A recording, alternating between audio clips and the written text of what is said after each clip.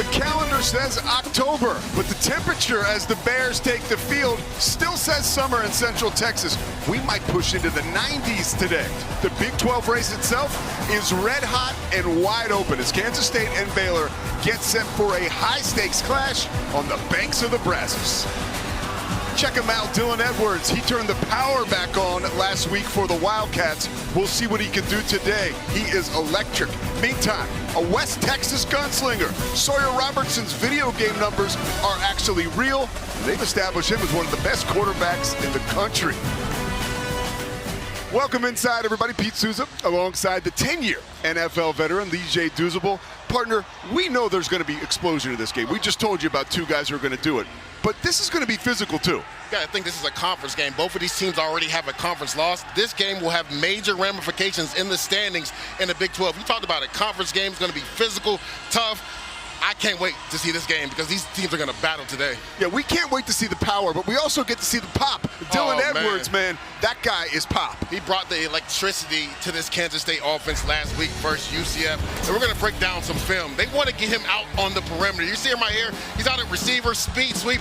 I highlighted the safety because he's in no man's land. The linebacker gets caught inside. He's in no man's land, and if you give Dylan Edwards the edge, this is what he does. 11 yards, and he almost broke that tackle and went to the house. Right here, simple split zone. The zone blocking to the right, you bring the tight end back across. We highlighted number 0, the linebacker, because he decides to trigger into that B gap. What Dylan Edwards does, once he triggers, one cut, get downhill. And this is the explosion you talked about, Pete. He splits the corner and the safety right there. 75 yards to the house. You talked about being explosive. He brought it last week. Yeah, he did bring it last week to the tune of 166 yards on the ground, 1 touchdown, averaging over 8 yards a clip. Now, if he is fire, Sawyer Robertson, that is ice. I mean, plays with so much calm and poise in the pocket, has pocket awareness, can manipulate the defense. You see the numbers right there, 3+ passing touchdowns in his first 5 games. He's the first quarterback since the #1 overall pick, Kyler Murray, to do that, and he did it 8 straight times. Sawyer Robertson, there's a reason why everybody is hyping up his name. He's a big-time quarterback, one of the best in the nation. And there's a reason why this place is hyped right now. Baylor won the toss. Kansas State is set to receive. Let's get it down to the third member of our team, Tori Petrie. Well, Pete, this will be the healthiest the K-State offense has been all season. They are getting wide receiver Jace Brown back in the lineup today and wide receiver J.B. Bradley. Now, Bradley does have a cast on his left wrist. Coaches say he is a tough kid. He wants to play today. And I can tell you, I saw him catching passes in warm-ups with that cast, so they're going to see how much he can do today. This is going to be the first time K-State has had one of those guys, let alone both, on the field at the same time as running back Dylan Edwards. Offensive coordinator Chris Wells told me it's about time. Thanks a lot, Tori. Tripped up close to the line of scrimmage is Dylan Edwards. He is one of the 4 horsemen Tori just mentioned that are back healthy today for Kansas State. And that's massive, right? Getting Jace Brown back. He's their best explosive weapon on the outside. Big JB standing at 6'5". He's a big target on the outside. The coaching staff said we haven't had all our playmakers together since about the first game, the first quarter in the game versus Iowa State. So I know they're excited to get everybody back. That will really help their quarterback, Avery Johnson. Pre-snap motion from Anzio, 2nd and long. Johnson pumps, delivers. Garrett Oakley with his first catch of the day, close to the first down marker. We'll play about a yard short after an 8-yard gain. Nice patience right there from Avery Johnson. Goes through his progression, starts to the right, then goes to the left. Nice job by the tight end, just spotting over the middle of the field. That linebacker triggers, there's a void there. Nice accurate throw by Avery Johnson. So you see Avery Johnson. To the bottom of your screen is Jace Brown, blanketed right now by number 27, Tevin Williams. Edwards again, slices towards daylight. He's met by Williams after a first down. It's a nice, tough, physical run. Dylan Edwards isn't the biggest guy, right? He's 5'9", 175 pounds. He can run in between the tackles as well. He does a nice job on that power play. Just getting north and south and picking up that first down. You know, those numbers we see right now for Avery Johnson last week, you could almost attribute them to Dylan Edwards being back against UCF. Avery Johnson was playing fast and free, and that's how he needs to be. Offensive coordinator Matt Wells talked about it. Getting Dylan Edwards in there opened up the offense, and it made Avery Johnson be a little bit more decisive. Not just throwing the ball, but running it as well. Joe Jackson in the game as a running back. Maybe lost 2.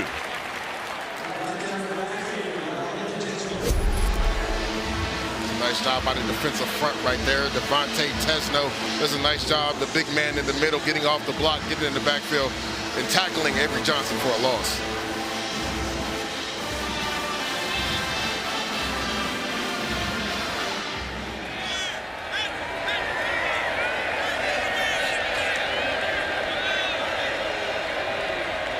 Empty backfield. 2nd and long once again for the Wildcats.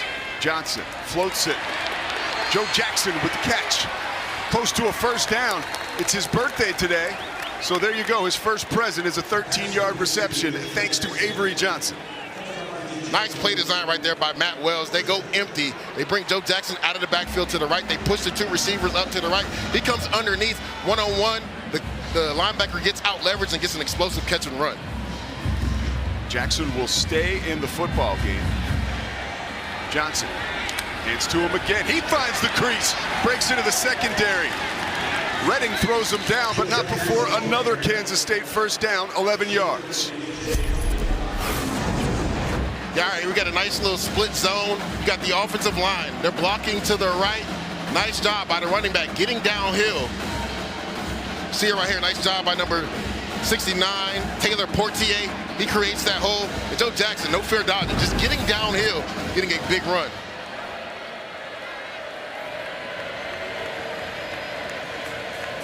Five wide. 1st and 10. Johnson, quick pass. 3rd straight touch for Jackson. 3rd straight productive touch for Jackson before Tyler Turner throws him down. And I love that Matt Wells is mixing up personnel and formations, right? That's the 2nd time we've seen them go empty with Joe Jackson, just getting him the ball in space right there. They got the number count they wanted on the outside. They had 2 blockers for 2 defenders. They throw the simple screen play. They just want to stay ahead of the chains. That's a nice job by Avery Johnson getting it to his running back out in space.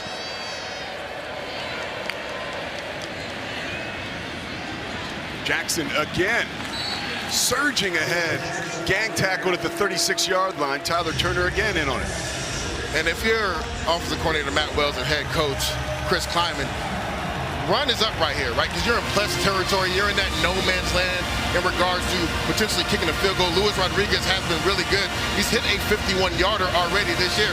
But I would not be surprised this is a scenario where they have 2 plays to get the first down. So run could be up depending on what the Baylor Bears come out and their look on defense. Just 1 play so far on this drive for Dylan Edwards. Empty backfield once again on a critical 3rd down. Johnson wings it to Oakley.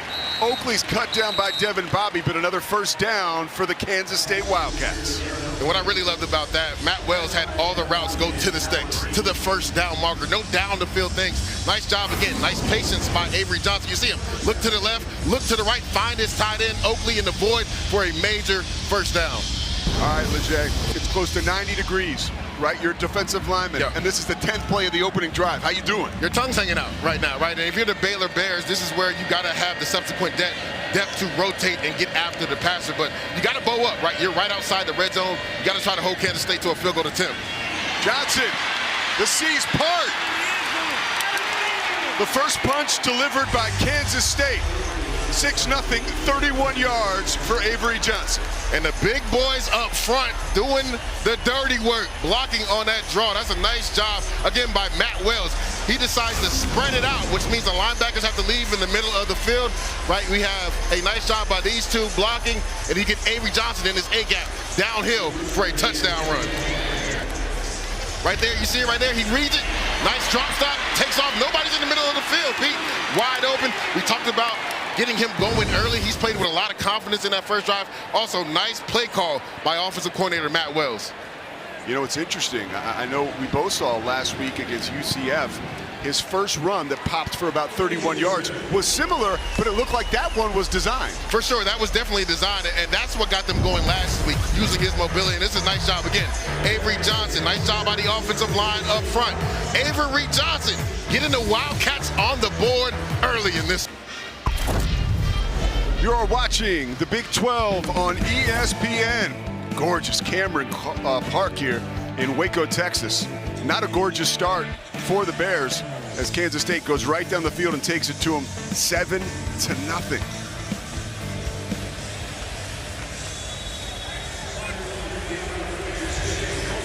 Jaden Porter and Cole Wilson back deep for Baylor.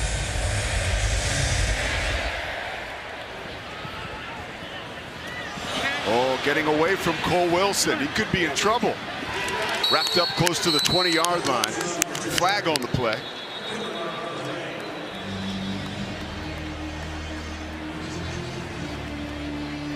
And there is Sawyer Robertson. So cool, so calm under pressure, and that has led to that moxie and that determination. Being one of the best quarterbacks in the country, leads the country in yards, leads the country in passing touchdowns. This is a guy that everybody in the country should be talking about. Without a doubt, Pete. We talked about in the intro his poise in the pocket, his ability to go through progressions.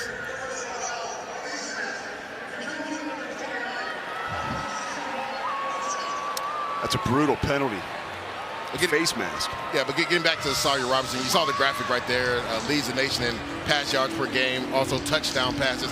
He's a guy that distributes the ball, and I think that's the biggest thing. We're talking to the coaches, Dave Aranda. He said he felt last year he was kind of honing in on a couple of receivers. Now, whoever's open is getting the football. He's a great distributor of the football. And when you couple that with that howitzer of an arm he has, that is a real dangerous combination.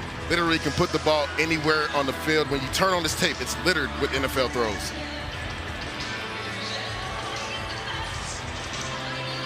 So the field position for Baylor to start their first drive is less than desirable. We'll call it the 11-yard line. Officials still talking it over.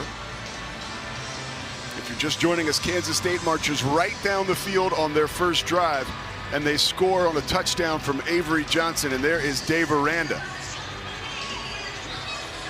Cannot love the start for his defense, but that's the way it's been so far for Baylor.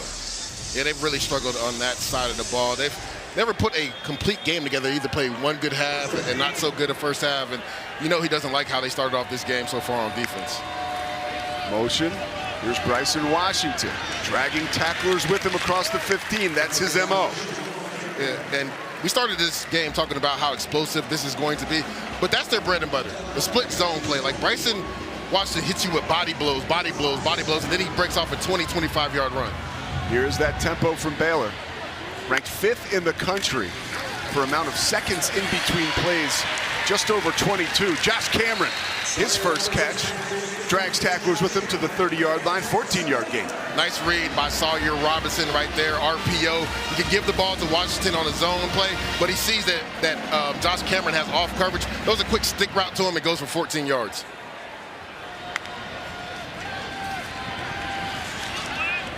Cameron again. Close to another first down. Deshaun Rich on the tackle. One thing you know about Sawyer Robinson is he's not going to go broke taking a profit. If the first read is open, he's getting that ball out of his hand. You see it right there on a quick out route to his big receiver, Josh Cameron. Washington again was dinged up last week, and he wouldn't have it any other way. Right back out on the field, was on the injury list pretty much for the most part of the week, and here he is once again doing what Bryson Washington does. He's been dinged up the entire season. I remember calling their Samford game a few weeks ago, and there was times where he got hit. I didn't think he was going to get back up, but he keeps continuing to play and fight for this team. 492 yards, 10th in the FBS, and also his carries, 93, that's 10th in the FBS. So he's been carrying a load and does it again.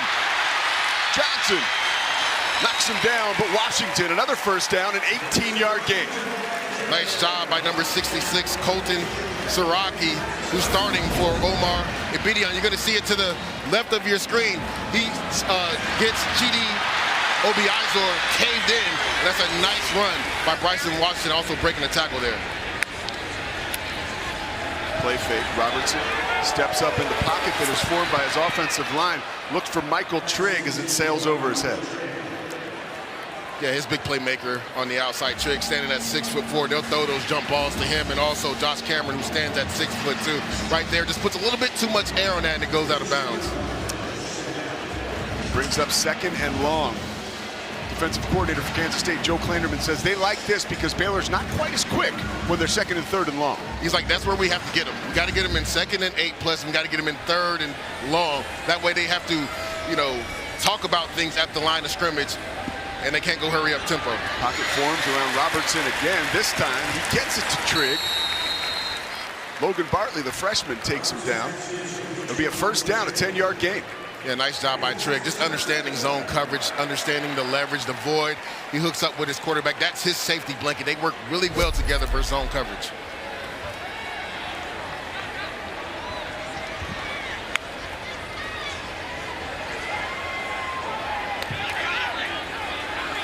Robertson checks the play.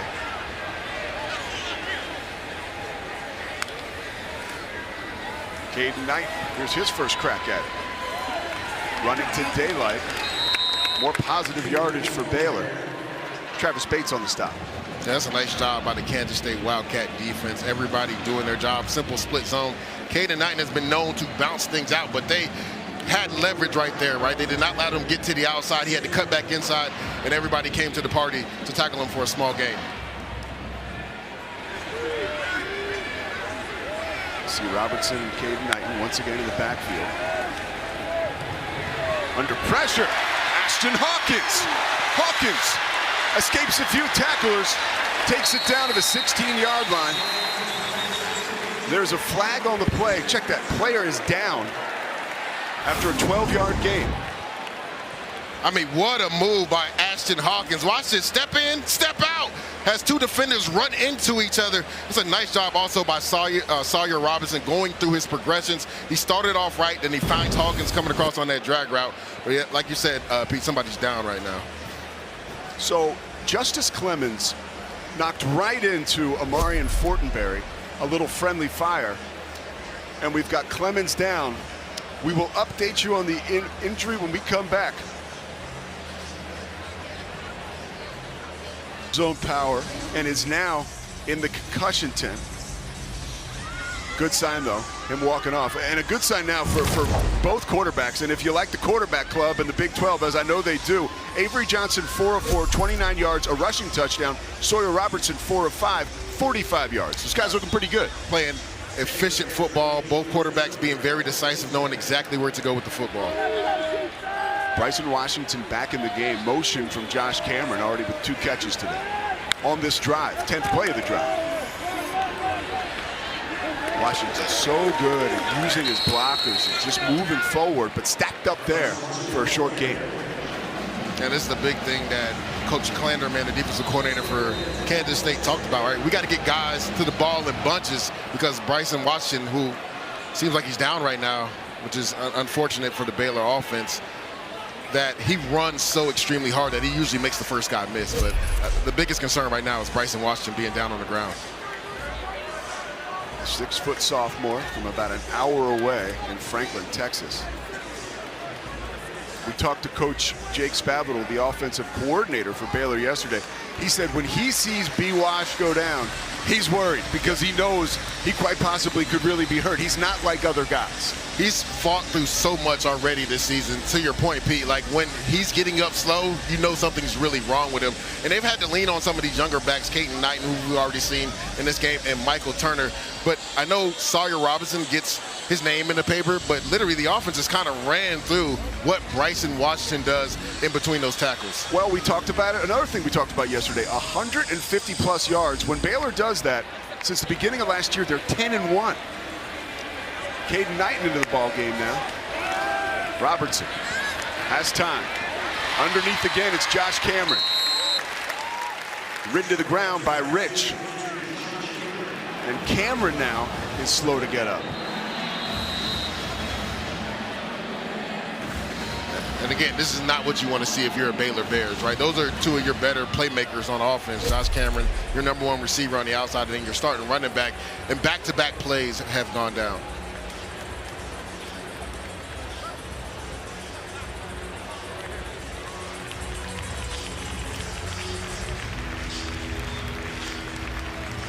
third catch of the drive for Josh Cameron. Let's take a look.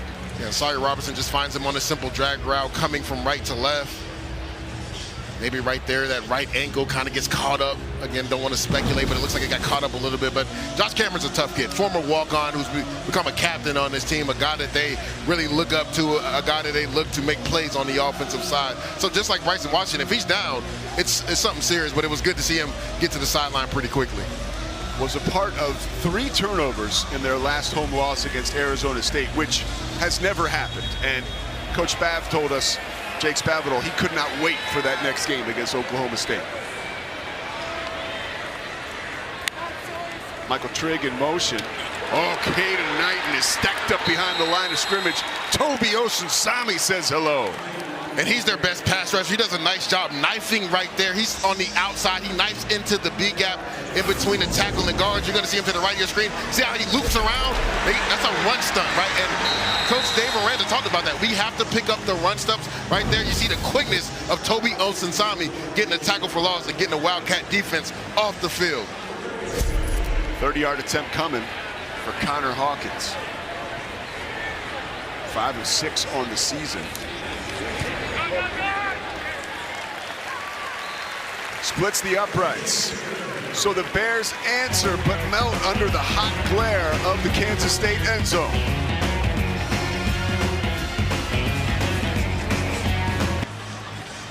Back in Waco, Pete Souza alongside Leger Douzable. It is time for the do's and don'ts for today's game. Yeah, the do's for the Kansas State offense: get Avery Johnson going early, run and pass. Johnson had his best game of the season last week versus UCF. Not only throwing the ball, but running it as well. They have to get him in a rhythm early. And don't for the Baylor defense.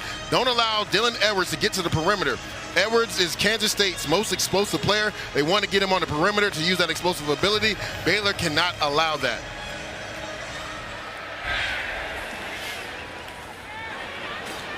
Ellison takes it deep in the end zone, takes it out of the end zone, crosses the 20, and is knocked out of bounds at the 30.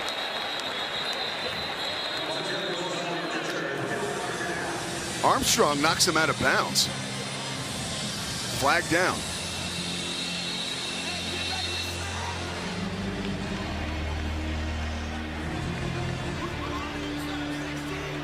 Another opportunity to hear from referee Kevin Moore. During the return, illegal block in the back. During the return, illegal block in the back. Receiving team number 91. 10-yard penalty, first down. And here comes Avery Johnson back onto the field. 4 of 4 today, 29 yards. And we were told about this by Matt Wells. He has been more decisive this season, and we saw it on this drive. Yeah, right here, getting them going early, right? That was the dudes for the Kansas State offense. You saw it right there. They motioned Joe Jackson, get him a quick drag route, and then right there, the quarterback draw. Getting the mobile quarterback's legs involved in this game. Into the game right now is Blake Barnett. Was featured last week. Avery Johnson at the bottom of your screen. Ball's loose. Barnett picks it up. Finally ushered out of bounds.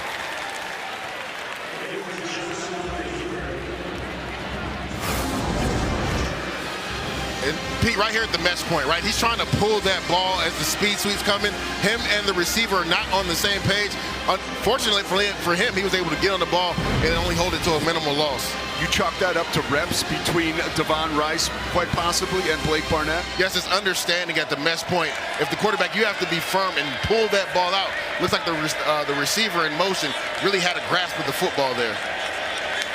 Avery Johnson in motion. You won't say that every day. And Joe Jackson moved back deep into the backfield, loses 3 yards.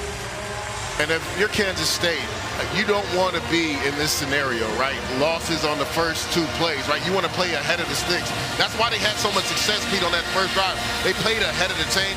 You get a mesh issue with the quarterback and the speed sweep, and they're right there. Trying to have some eye candy with Avery Johnson coming in motion. The Baylor defense does a really good job mitigating that for a loss. Now, this Baylor defense can really pin their ears back and get after the quarterback. 3rd and 15. Dylan Edwards not on the field again. It only played the game's first 2 snaps. Johnson uncorks. Down the sideline, and a brilliant play made right there on the scene. And you have to give a lot of credit to LeVar Thornton. And they are happy to have this young man back. This is a nice job. This is a cover 3 defense, 3 deep, 4 underneath. You're going to see him. He has to take Jace Brown on this go route. He's in the hip pocket, in phase. Watch how he lifts with that left arm and knocks the football away. That 6'3" frame, 182 pounds. That extra arm length right there helped him on that play to get that PBU and get the Baylor Bears off the field. The Ohio State transfer Thornton making his presence felt early. That was a huge play. Oh, wow, a favorable bounce for Baylor. Here comes the Bears offense, and they will have an opportunity to take advantage of their best field position of the early afternoon. And if you're head coach Dave Aranda from Baylor, you have to love how your defense responded after giving up an opening drive score, right? They go 3 and out, and now not only that, you give the ball to your offense in plus territory because of a shank punt. 30-yard punt. Don't be surprised if offensive coordinator Jake Spavital takes a shot right here, right? You're in plus territory, right around the 40. This would be a perfect position to go play action pass and take a shot down the field. True freshman Michael Turner into the game for Baylor, aligned to the left of Sawyer Robertson. Robertson floats it down the left side. Cole Wilson had a shot at it, but right there to break it up was Quay Moss. And Quay Moss has played some really good football the last couple of weeks. We talked to his defensive coordinator, Joe Klanderman. You see him in phase right here. Does a nice job. Doesn't get his head around, but he doesn't really interfere with the catch. That's a nice job. They said that he's probably the most passionate player on this defense. A transfer that came in this year that's really bought into the culture. Loves the game. That's what Coach Kleiman told us. Turner spins to positive yardage, close to a first down at the 30. VJ Payne stops him. And Pete, when you look at these 2 running backs, right, Caden Knighton's more of that explosive back, but Michael Turner, 6 foot, 220 pounds, he's going to get downhill. You see him evade a defender right there and then hit a spin move to get a couple extra yards. 3rd and 4.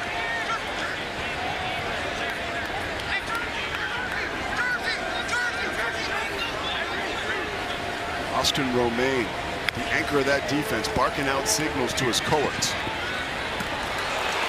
Cameron grabs it, shoestring catch, looks like for now. Officials say he did catch it. Baylor in the red zone. I mean, Pete, that's a heck of a hands catch because that ball was low in the way. That was a nice throw by Sawyer. He knew the leverage was inside to throw it outside, but it was so low. I mean, if he plucked that off the ground, what a hands catch by Josh Cameron. He literally plucked that off the ground. Yeah, so even better news for Baylor fans, he's okay. Yes, he's back in the game. Robertson could make a sandwich. Oh, decides to dine out with Michael Turner, who was knocked down by Moss. And right there, Sawyer Robinson missed Josh Cameron on the post route for a touchdown. He did a nice job of, you're gonna see it right here. Josh Cameron's gonna run this post. He's trying to hold this safety. Once he comes down, he's wide open. Let it go. He gets off of it, throws it to the check down. A nice job by the Wildcats rallying right there. And we appreciate that we don't even have to see your real handwriting there. Robertson. Wilson almost intercepted. It was intercepted. Daniel Cobbs comes through in the clutch. Rolling on the field was an interception. First down, Kansas State.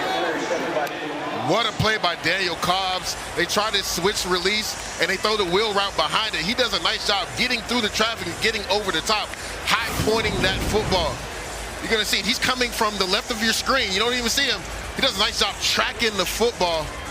And Cole Wilson does everything he can to try to knock it out of his hands, but that's a nice catch by Daniel Cobbs, tracking that football, getting over the top, over the pick route to come away with a big turnover for the Wildcats. All right, so here's my question for you. Natural curiosity. That Robertson threw that, what you could call a poor pass, where Cameron bailed him out. Then he kind of set Michael Turner up right behind the line of scrimmage where he missed the post, and then he throws the pick. Yeah. Is Joe Klanderman doing something different that's got him off his mark?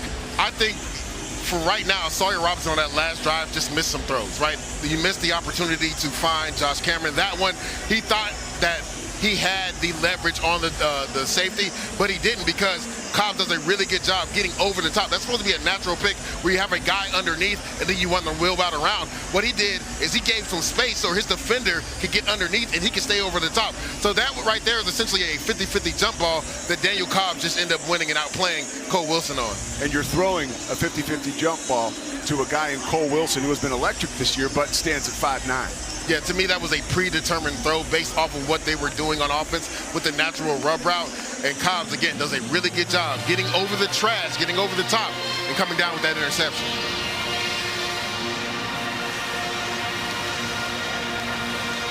Cobbs back close to home here in Texas, a Fort Worth native. Tyler Junior College, and then made his way to Kansas State.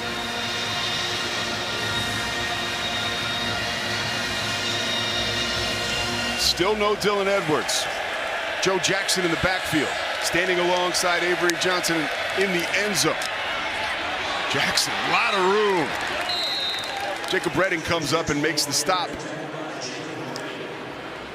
And that's the difference between Joe Jackson and Dylan Edwards. Joe Jackson is 6 foot, 212 pounds. He's going to get downhill in the hurry. He's not going to wait to set up things as much. He does a nice job of getting to the right of his offensive line and creating space to get him back off that goal line. So that'll do it for a first quarter that delivered the goods. We were ready for an exciting game. My man, we got one. It's definitely been exciting. Both defenses have made plays. Kansas State comes away with a big turnover. Let's see if this Baylor Bear defense can get the ball back to their high potent offense. 7-3 right now. Josh Cameron has been a force for Baylor, but Avery Johnson got the Wildcats on the board with 6 early. Don't go anywhere. Texas, the Bears faithful, bouncing a little bit now.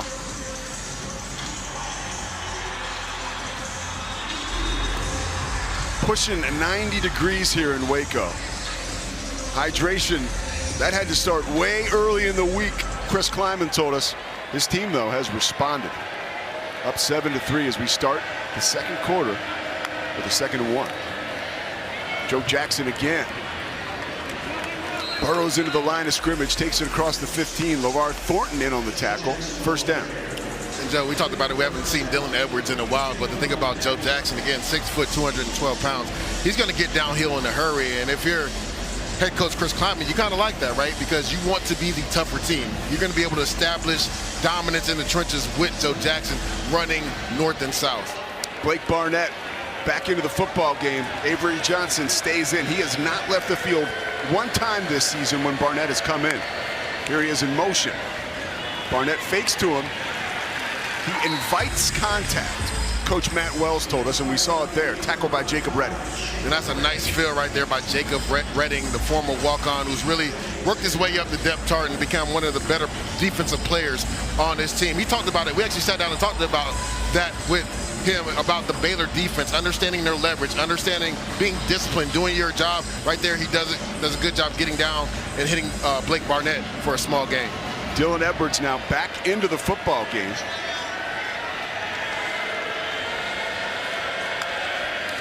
He motions out, and Johnson locks in on Ancio, who had a touchdown last week, thrown out of bounds after a short game.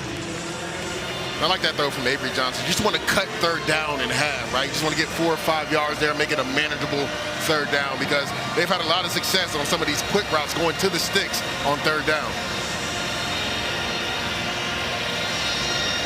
3rd and 6. As of right now, the backfield is empty. 2 for 3 on 3rd down this afternoon for the Wildcats. Jackson joins Johnson back there. Coming up to make a nice play is Thornton Jr. again, close to a 1st down, but didn't get it. And I love that from Dave Aranda, because they show man coverage. Once Joe Jackson goes into the backfield, you see number 45, Kylan Reed. He comes back. That lets you know it's man coverage, but it isn't man coverage. It's cover 2, and right there, that was a cloud cover corner. LeVar Thornton does a nice job selling man coverage, coming downhill in the flat and making that play to get the Baylor Bears defense off the field. Thornton with 3 tackles and that huge pass breakup. Josh Cameron is deep. Oh, on another undesirable punt for Kansas State. Simon McClanahan has been phenomenal all year long, but today, less than desirable. A 34-yard punt follows his first one, which was 30.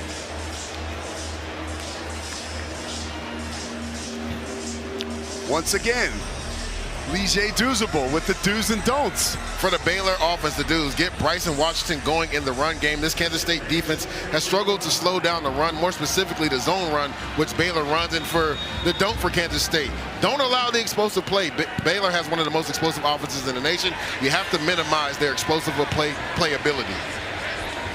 I could use like a do's and don'ts for my daily life. I love that. You got to wake up early, Pete. Oh. In coverage was Payne, working on Trigg, worked a little too hard. Yeah, a little slot fade to the big tight end, 6'4", hand fighting. BJ Payne gets a little too handsy there. Pass interference, defense, 15-yard penalty, automatic first down. So already a couple targets for Trigg and one catch. And he's so physically imposing that he can just go up and essentially dunk on smaller defenders. And you see right there, BJ Payne is giving up about 1 or 2 inches and about 20 pounds. He's trying to hand fight him. And nice job by Trigg working back to the ball to create that PI. Here's Bryson Washington, a good sign for Baylor fans, seeing him back in the game and getting a carry, but is knocked down to the ground by Thomas. It's a nice physical tackle by Thomas coming down from the safety position right there.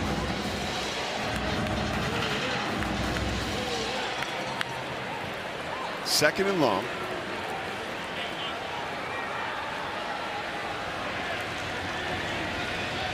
Robertson coming off a drive where he had a rough go at it. Was off cue a couple times, including his interception to Cobbs. Here he is running out of trouble. People have wanted to see him do more of this season. And Pete, I'm so glad you brought that up because I've been wanting him to do it more. He has mobility. He had his own run touchdown versus Oklahoma State. Nice job by Kansas State and defense. Nobody's open. They give up contain on the edge. Watch him get to the edge and pick up a lot of yards to make this a manageable third down. And Pete, this is where they like to run the football as well. Plus 50, they can get 3 or 4 yards here or 3 yards. They'll go for it on fourth down. Washington catching bodies. Spinning out of traffic, loses the football. Payne hopped on it, and eventually Newsome grabbed it. What do the officials say? Kansas State football. Rolling on the field was a fumble recovered by Kansas State. First down. What a job by this Kansas State defense. You get an explosive run from Bryson Washington, but he puts the ball on the ground. You're going to see your 3rd and 4, split zone, breaks one tackle, breaks another. Nice job ripping the football away right there. I believe that's number 3, Maldonado. Big turnover for this Kansas State Wildcat defense.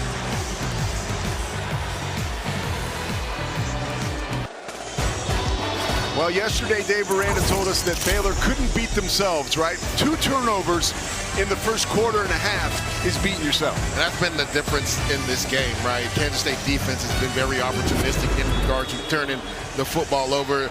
On the season, Baylor is -3, and today they're -2. You see the graphic right there.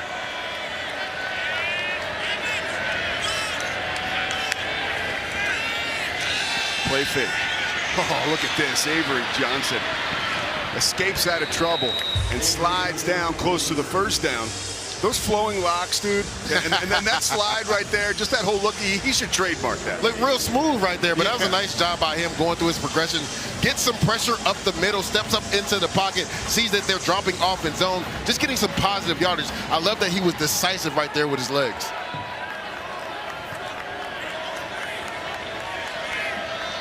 Here's Edwards in motion. Has been quiet today after a 166-yard outburst on the ground last week against UCF.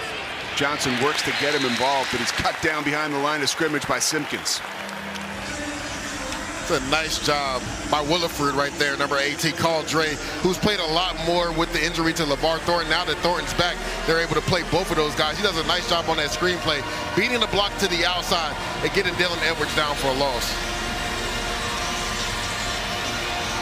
And we talked about it during the break. You mentioned it to me. Hey, it's ironic. Baylor's defense has been playing well today. Yeah, and the thing is, Dave Aranda told us he wants to make Avery Johnson throw in man coverage, tight windows throws. He's had a lot of success with zone. Let's see if they go some man here. Oakley stacked up. This time it is Simpkins. That's a nice job by the nickel corner. He plays the nickel slot position. Again, they try to switch release. He gets outside of that receiver and gets the tight end down before he can pick up the first down. That's similar plays that Kansas State ran on back-to-back third down that Baylor was ready for in zone coverage, and they get off the field. Josh Cameron back deep to return another punt. McLennan, wow, that was almost blocked. Cameron calls for the fair catch and grabs it. Amarian Winston almost got a finger on that. Officially, it's a 43-yard punt. The banks of the Brazos River on a beautiful day here. Big 12. Hardly ever happened. We just saw on the last possession Baylor had, second fumble of the season for Washington. And then Sawyer Robertson on the previous drive throws his fourth interception of the year. Sawyer Robertson with a predetermined throw kind of gets confused by the coverage that Kansas State throws up an interception. You talked about it, Bryson Washington, as hard as he runs, he rarely fumbles the ball. So let's see if this Baylor offense can get going, because they have been one of the more explosive offenses in football, but they've struggled today. Robertson, play manufactured for Trigg, and why not? First down. Pushed out of bounds by Wesley Fair. And I love that call by Coach Spav, right? Just get an easy throw for your quarterback, get his confidence back up. Why not go to your big tight end on the outside, who's one of their better playmakers? Third catch of the afternoon for Trigg. Bryson Washington spinning out of trouble after the fumble, no problem, 14 yards. It's a nice job by the left side of the offensive line. Ryan Lingel and also Sidney Fugar, 62 and 69, do a nice job working to the next level. Nice physical run by Bryson Washington. And a nice tackle by Moss, really, to get him down, because if he broke free from that, it could have gotten ugly. True freshman Caden Knighton in the backfield. Play fake to him. Robertson under trouble, somehow escapes. Whips it to Knighton. How about that Houdini-act from Sawyer Robertson? 15 yards. I mean, what a play by Sawyer Robertson. You're going to see this pressure right up the middle. I believe that's Malcolm Alcorn Crowder. He ducks up under that, and then look at it. Eyes are always down the field. All platform throw to Caden Knighton. He had one like that versus Oklahoma State last week. That's a nice job by the quarterback, understanding the pressure, ducking up under it, but then keeping your eyes down the field. 9 of 12, 86 yards, and the one miscue. Oh, no miscue there. Touchdown, Kobe Prentice. His 6th of the year. Only 17 catches. All he does is catch touchdowns. And this is a great job by Sawyer Robertson, right? Looking off the safety and then throwing a dot down the seam to his receiver, Kobe Prentice. You're going to see it right here. He's going to run this downhill. You're going to get Josh Cameron coming out here, and he splits the two guys and hits them down the middle. You're going to see the safety rotate over. This is a nice job. See how he looks left, buys the safety, and then splits the linebacker and safety for a touchdown. I mean, nice job manipulating the defense, looking to the left because he knew he wanted to go back right. Joe Klinderman, you have seen this before, by the way. Kansas State's defensive coordinator in 2022 in the Sugar Bowl. Prentice had a 47-yard touchdown for Alabama against Kansas State. All he does is catch touchdowns. Kobe Prentice in the end zone, getting the Baylor Bears rolling. Yards over 1 minute and 31 seconds. Baylor's first touchdown drive of the day gives them a 10-7 lead. And Sawyer Robertson was big on that drive, understanding how to manipulate the defense, find his receiver, Kobe Prentice, for a big-time touchdown. We were wondering when this offense would start getting going. They got going on that last drive. Elston grabs it off a hop. Been a long day for him returning kicks. Let's get it down to the third member of our team, Torrey Petrie. Well, guys, running back Dylan Edwards has been frustrated down here on the sidelines. They haven't had him playing every offensive snap, but he did get in for 2 plays on that last drive, and they weren't able to convert. His childhood friend and teammate kind of took him by the helmet. Avery Johnson did to encourage him a little bit, but still Edwards came down to the sideline and kind of shoved his helmet into the ground in frustration, unhappy about what he could make of the opportunities he has gotten. That's great intel, Tori. Thanks a lot. Close to the line of scrimmage. Baylor's front getting the job done. I'm so glad you brought that up, Pete, because they played really good football. Devontae Tesno does a really good job. Again, getting off the block. That's the second time he's gotten in the backfield and stopped Dylan Edwards before he could get his momentum going. But to Tori's point, right, he's your best playmaker on offense. They got to find ways to get the ball to him in space and on the perimeter. He's split out right now. 3 rushes for 4 yards. On Kansas State's first drive, they had 5 first downs, excuse me. The last 3 drives, just 1. Johnson trying to change that. Tesno says, no, you will not. Not right now, at least. And he got up hype. He's taken over this drive. First play, disengages from the block, gets a tackle for no gain, and then right there, they have a pass rush game. We call that a text. The tackle goes up the field, then the end comes around. He beats the tackle's block, gets in Avery Johnson's face. And again, if you're Kansas State, you don't want to live in 3rd and 10. They've had success. The one drive they had success was when they were able to stay in 3rd and manageable. We've seen this defensive line for Baylor start to create some pressure. Yeah, K-State 0 for their last 3 third downs. Pressure. 5 on the day. Johnson escapes it.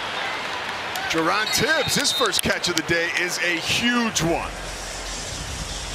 Pete, what a play by Avery Johnson. Dave Aranda sends the house. They go man coverage on the outside. You see, that's a cross dog blitz. The 2 linebackers cross. He makes them both come up the field because nobody was there. He had nothing but space, but he keeps his eyes down the field and finds Jerron Tibbs for a big first down.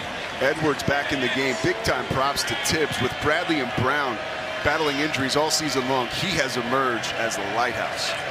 Jackson and Edwards both into the game in the backfield. Edwards getting a little help from Jackson. Scoots over the 35, stacked up.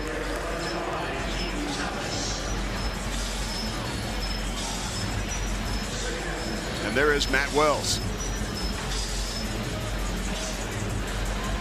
I talked about it before. They don't want to live in 3rd and 2nd and long, so be interesting to see this play right here. They still haven't got Dylan Edwards really going. They haven't really got him to the perimeter yet. I would love to see that. We've seen Jace Brown come in and out of the lineup as well. They haven't really gotten him the ball either. 2nd and 7. Johnson slings it. Wide open. Tibbs again. Is finally wrapped up and thrown down inside the 35. A 30-yard gain. What a throw by Avery Johnson. This is a nice play design by Matt Wells. Got a wheel route from Dylan Edwards. Watch how he splits the linebacker in safety right there to Tibbs, who's really stepped up since Jace Brown has been banged up this year. Short game for Edwards. Now, you're the expert, but I did notice there. Is that the zone coverage that Avery Johnson does so well against? Exactly. So Dave Aranda talked about it. He wanted to play a little bit more man coverage and also disguise and give him different looks because Avery Johnson has played really well for zone coverage, know exactly where to go with the football. But again, great design by Matt Wells. You have 3 guys to the right. You send them all in vertical routes and bring Tibbs on an end breaker. Nice accurate throw by Avery Johnson. Rice and Jackson into the game.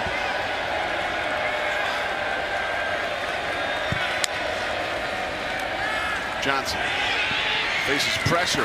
Looked like that was designed, but broke down. Garrett Oakley was intended. So they had 2 options on that play, right? He could throw to the flat to Garrett Oakley, but they also had the throwback screen to Joe Jackson, but Baylor does a really good job sniffing it out. Keaton Thomas on the scene. 4:32 left before halftime. Another critical 3rd down coming up for Kansas State. We saw Dave Aranda bring pressure on that last 3rd down. Avery Johnson used his legs. Let's see what he does right here because the Baylor defensive line has done a really good job being able to create some pressure just with a 4-man rush. Here's Blake Barnett now, aligned next to the starting quarterback and superstar Avery Johnson. Johnson sends him packing. Ooh, dangerous pass was intended for Cook. Oh, that was a defensive lineman's dream. They go 3-man rush. They drop number 59, Devontae Tesno, right over the middle of the field. And he has his head in the right spot. He just isn't able to squeeze the football. You can see it right in the middle. Watch number 59. He drops to the right to his zone coverage, and he just barely misses it. You had a chance there, big fella, for a big interception. But that's a nice job by Tesno in zone coverage, getting to his landmark. 49-yarder coming from Luis Rodriguez. Perfect on the season. Didn't really join the team till July 4th. And he remains perfect. A great story, a last-minute recruit, in addition to this team over the course of the summer, and he's delivered. Pete, ice in his veins. And it's funny, we were talking to Coach Kyman. You said it, he didn't get to campus until late July, right? So he didn't know a lot of these guys, and he's been one of their best weapons this entire season. You talked about it. He has yet to miss a field goal kick. So that was a big-time kick right there to tie this thing up. Big-time drive for Matt Wells and Kansas State.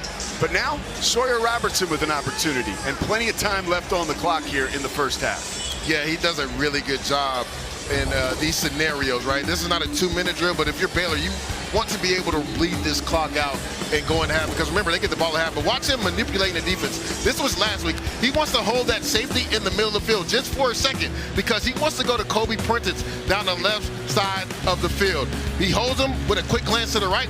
Watch the go route to the left, and then the accuracy, Pete. Oh, my goodness. Puts it out there in front when only Kobe Prentice can do that. He did it today, right? Manipulating the defense. He wants to hold this safety in the middle of the field. Quick glance to the left just to hold him, because he wants to hit Kobe Prentice on the same exact route down the seam for a touchdown. He holds him, puts it over the linebacker's head, splits the safeties for a big-time touchdown. He's one of the better quarterbacks at manipulating the defense, knowing where to go with the football. That's why that Big 12 quarterback club is always so exclusive, man. You got guys like Sawyer Robertson and Avery Johnson. Locked at 10. Baylor has another opportunity now.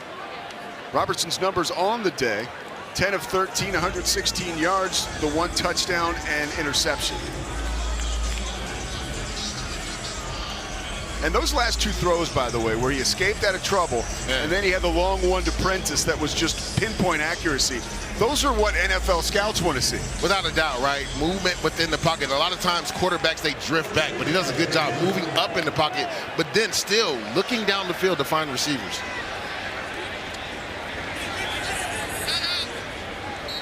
Freshman Michael Turner in the game. A whistle. Flag is dropped. False start. Offense number 72. 5-yard penalty. First down.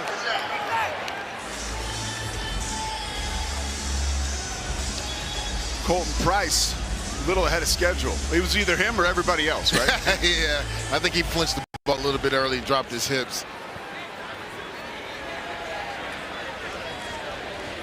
First and 15.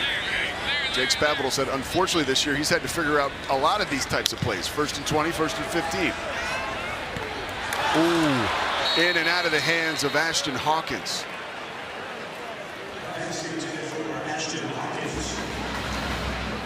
And he wouldn't have gotten much yardage there either. Anyway, Donovan McIntosh does a really good job in man coverage. They go switch release, so they bring Cole Wilson on a go route, and underneath they bring a drag route by Hawkins, but he isn't able to come away with the catch.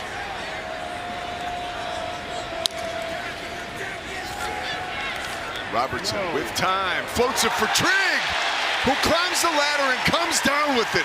Yes, sir. Logan Bartley, the freshman, was just outmatched. These two are just always on the same page, right? Again, 6'4", 220 pounds. Just put it up there for your big tight end. Helmet and above. Nobody is jumping with Michael Trigg right now.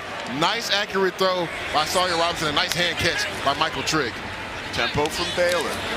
Turner chopped down in the backfield. Did not have a chance. Cody Stuffle being there with the stop. Yeah, we're going to go back to that last catch. This is a nice job by Sawyer Robertson. But look at the big man climb the ladder, come down with that catch. There's nothing much that Logan Bartley, number 10, can do. He's in perfect position, but that's a guy that's just being bigger than you, essentially like a power forward. He boxes them out and high points the football. Yeah, I mean, you want to talk about the perfect high point. That was it. 2nd and 10.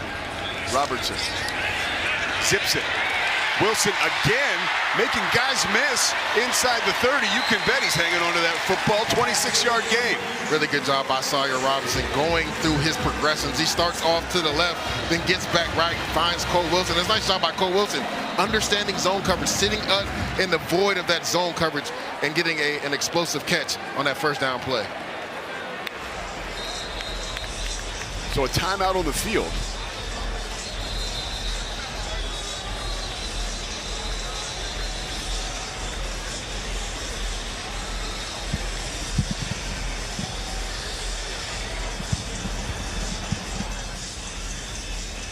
Welcome into the booth here at beautiful McLean Stadium. Pete Souza alongside the 10-year NFL veteran here, Leger Douzable. What have you seen so far from Baylor this afternoon, their offense? Yeah, well, first they had some struggles turning the football over, but this is what we're accustomed to seeing from this Baylor offense. Throwing in time and Sawyer Robinson manipulating the defense and throwing the ball down the field. And that one, another one, in and out of the hands of Ashton Hawkins. That's a guy with one of the biggest hands, biggest set of hands on the team, and they're soft. I know because we've all seen him, right? But he's just been kind of hung up or he hasn't been able to catch it with his hands. I would say that was actually a really good play by Donovan McIntosh as well. He gets that right end in there to knock away the football. But you talked about it. Ashton Hawkins has some of the better hands on this team. He does a really good job separating at the top of routes and hand catching everything. But that was a nice job by Donovan McIntosh, number 9 from Kansas State. Robertson finds Wilson, who slipped out of the backfield, takes it inside the red zone. 13-yard gain. Wesley Fair makes the stop, but not before another Baylor first down. And I would not be surprised if offensive coordinator Jake Spavital slows it down a little bit. I talked about it before. They have a chance for a 2-for-1 right here. They get the ball coming out at half. The clock's set around 2:18. It looks like they maybe will let this run down to the 2-minute drill. They don't want to leave much time for Kansas State if they go on to score on this drive. 10 seconds before the 2-minute timeout. Fade, Trigg, 6. Wow, 17 yards. Wesley Fair didn't have a chance. Michael Trigg, we'll be seeing you on Sunday someday. Right now, you get 6. What a catch if he is able to come down in bounds with the football. But slot fade from your big tight end. Watch him go up and high point this again. Let's see, did he have control of it? Right there, looks like he has full control over it, Pete. That's good in the NFL. That's 2 feet down. Does the ball move? Looks like he has firm control. What a play by Michael Trigg. Again, in the red zone, you want to be helmet and above. And with a guy with that size at 6'4", you definitely want to be helmet and above. Nice accurate throw by Sawyer Robinson. Nice aggressive catch by Michael Trigg for a touchdown. And boy, you talk about a guy. Oh, check that now. Hold on now. We've got to stop at your play before the PAT. It looks like they're going to take a look at this, and we might get a review. Our referee, Kevin Marr, more than likely now said to toss it up to our replay official, D. Anderson. And that's why when we saw the replay, I wanted to see if he had possession, if the ball moved. But from our angle in the replay that we saw, and we're going to take another look at it right here.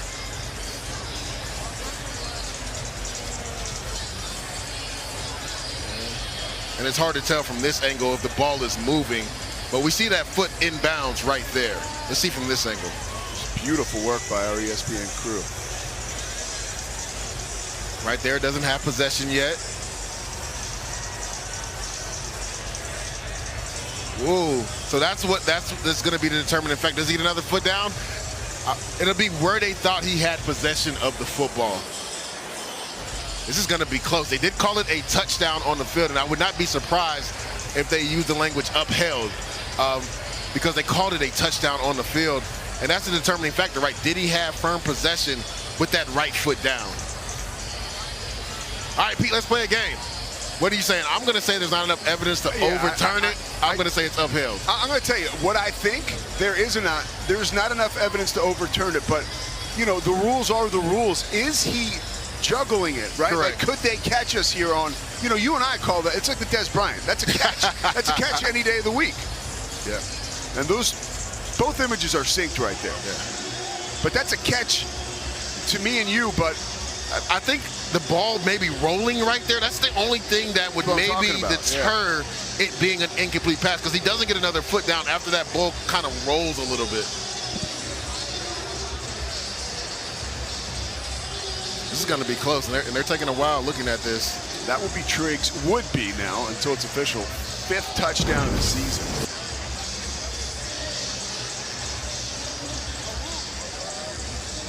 And as it stands right now, he's got 4 catches for 62 yards and a touchdown, but more questions than answers right now on the field at McLean Stadium, as high above D. Anderson, the replay official, taking a real good look at this.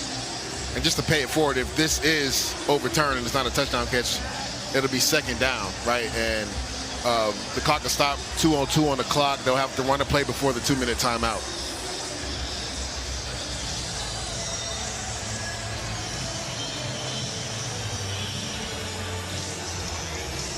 And the longer this takes, Pete, makes you wonder, right? Yeah. I mean, and we know the rule. He's got to have absolute possession. Yeah.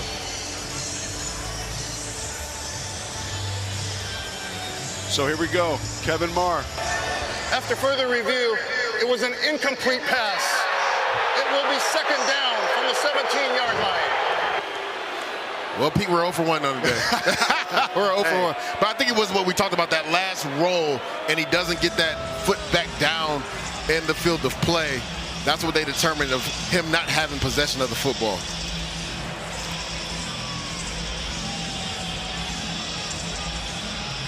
But what an effort right there from Michael Trigg trying to come down with that football. What an effort. Well, folks in Manhattan, Kansas, gotta like that one.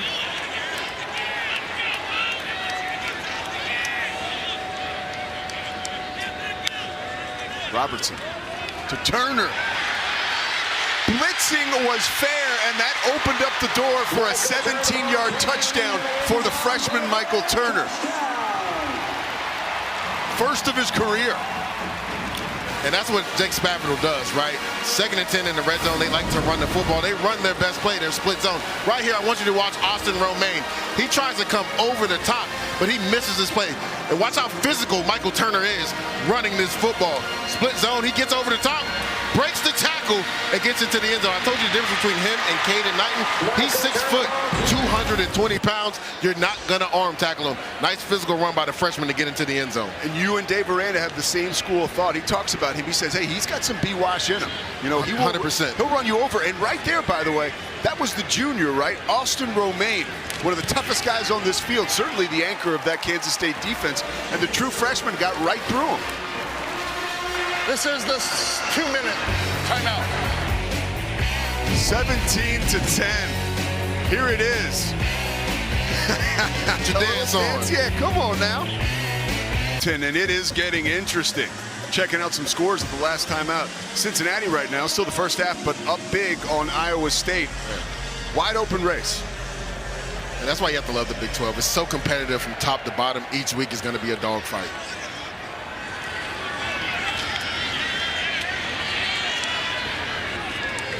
Special teams, after Price reveals the kick, is knocked down at the 30.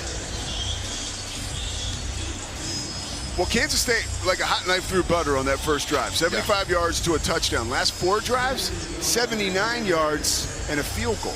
And the issue is 1st and 2nd down offense. They've been in 3rd and long too often, and they don't have a high success rate when they're in 3rd and long. We saw on that first drive, in zone coverage, Avery Johnson being able to cut people up. We saw him with a big-time throw on that last drive to Zeron Tibbs, but it stalled out with a field goal that they made at the end. Let's see if they can get going right before half, because remember, Baylor gets the ball coming out at half.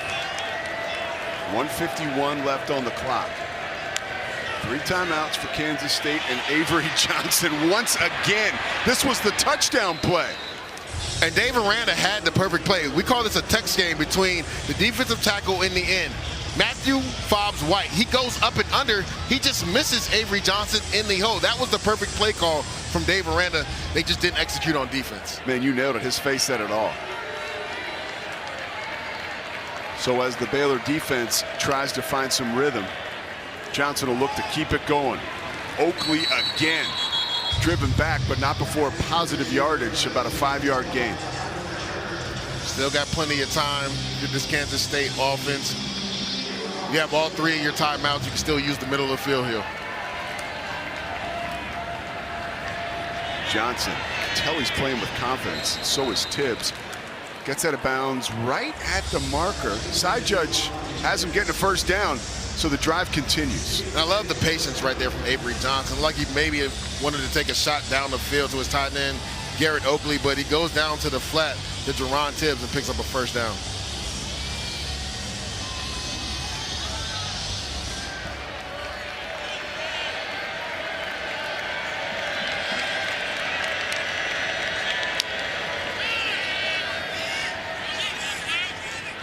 Another tight end. Lofton this time. Called incomplete. Same route concept, right? They take the inside receiver, run him on a corner route, take the tight end, run him to the flat. We saw that they switched it last time on the play before, and Jerron Tibbs got the first down right there. They weren't able to get it. Braden Lofton isn't able to secure him. That looked like that actually might have been a catch. It's close, man.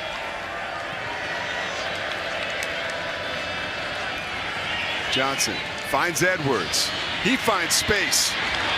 Dragging tacklers with him after he sneaks by a set of them. 13 yards, finally taken down by Jordan.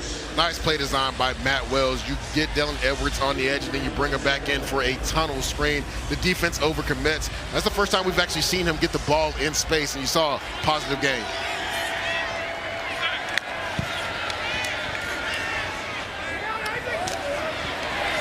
A nice play made by Thornton again. Surprised they're not using one of the timeouts right here. You have 3. Matt Wells does not want Baylor to get the ball back. That seems pretty clear right now as Lofton does get the catch. Closing in on the red zone. Call that a first down and a timeout for Kansas State. Kansas State calls their first timeout of the half. 30 seconds. And Pete, you're right. I think that was a thinking by head coach Chris Kleiman and also Matt Wells. They don't want Baylor to get the ball back, but hey, you wasted about, I would say, 10 seconds right there that you could potentially need back. You still have 2 timeouts, so again, the middle of the field is entirely open. The playbook is entirely open, but I would have loved to see them burn one of those timeouts after that last completion. Well, we're going to get you to the Big 12 studio halftime report after this short break, but we mentioned earlier the Iowa State score. They are ahead right now. Or excuse me, they're losing to Cincinnati, but there it is. Best teams right now, their chances to make the college football playoff. And I would not be surprised if Cincinnati were to go ahead and pull off the upset that they would be on this graphic next. Coach Satterfield's done a really good job down there. Let's not forget, they don't have a conference loss yet. Their only loss came to Nebraska week 1. And that kind of brings us back to the present right here. Kansas State only has 1 conference loss, as that loss a few weeks ago to Arizona was a previously scheduled match. Johnson escapes the pocket again. Oh, and maybe hit a little late out of bounds. He sure was. Kylan Reed, who loves contact, they told us yesterday, the coaching staff loved it a little too much there. Yeah, right there. He's a guy that's like a bull in a china shop, right? Not the biggest guy, but he loves After the play was over, personal foul. Late hit, defense number 45. Half the distance to the goal, automatic first down. And you see right there, Torrey gets knocked over. That's our own Tori Petrie right there. I mean, of course, Lowen Hershey bounces right back up on her feet. I love the toughness from Tori right there. Look, she got a smile on her face, bounce right up. But if you're Kylan Reed, you have to understand where you're at on the sideline. Like, those are self-inflicted wounds. Dave Aranda talked about that. He's like, that's actually hurt us in our 2 losses, the self-inflicting wound. And remember, DJ Coleman had that late hit versus Arizona State that led to a game-winning field goal right there. If you're Kylan Reed, you have to pull up on the sideline. Johnson. Play fake to Jackson, wide open. Garrett Oakley. 9 career touchdowns for Oakley. 3rd all-time for a Kansas State tight end, his 2nd of the year. Oh, love the eye candy by Matt Wells. He does a good job of sending a player out to the right, which buys the defense. And then you sneak the tight end to the flat right here. You're going to see this guy come out to the right, and then you're going to sneak this guy down here. Watch everybody flow this way, right? And the tight end's wide open for a touchdown. See how everybody flowed with the running back? Wide open down the seam. Nice play design by Matt Wells. 9 plays, 72 yards, took just 118.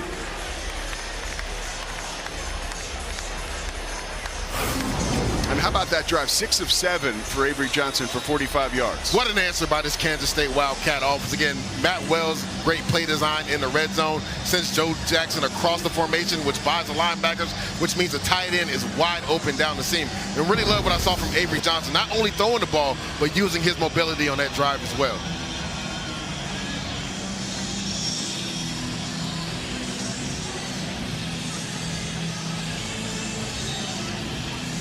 Hey, Tori, we got to check on your status now. You're usually checking on other people's status. Now we're checking on yours. You okay? Well, injury report down here is that I am all good. Avery Johnson was so kind, helped me up. So injury report is that I am good to go for the rest of this game. All right, still looking like $1 million too. Thanks, Tori. Appreciate it. I love the grit and toughness, Tori. I love it. She is an athlete. She's always riding that mountain bike all over the place. So she's familiar with the at-risk behavior.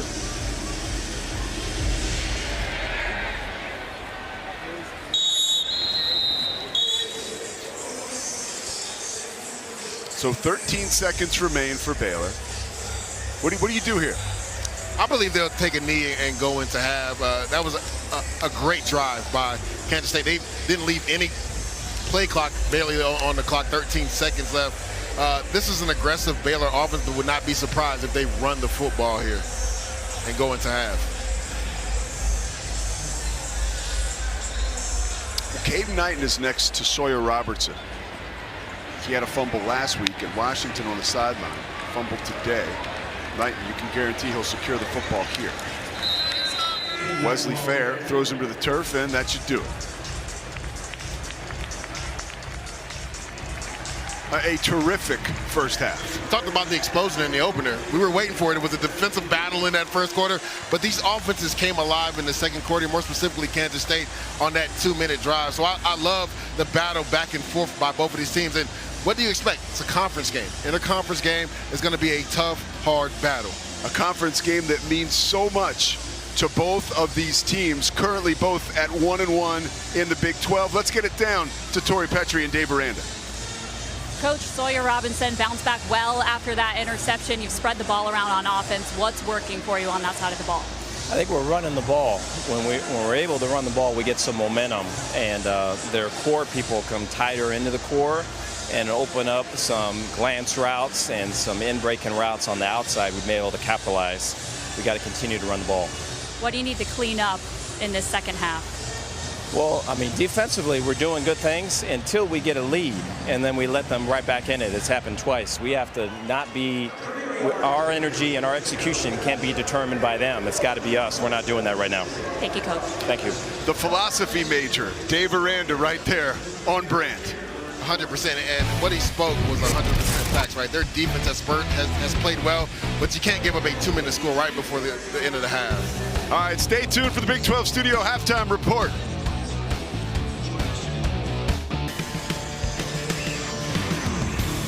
A beautiful Saturday in Central Texas, and the game has lived up to expectations. We are locked at 17. Brand new ball game set to start in the second half as we welcome you back inside McLean Stadium. Pete Souza alongside Leger Duzable.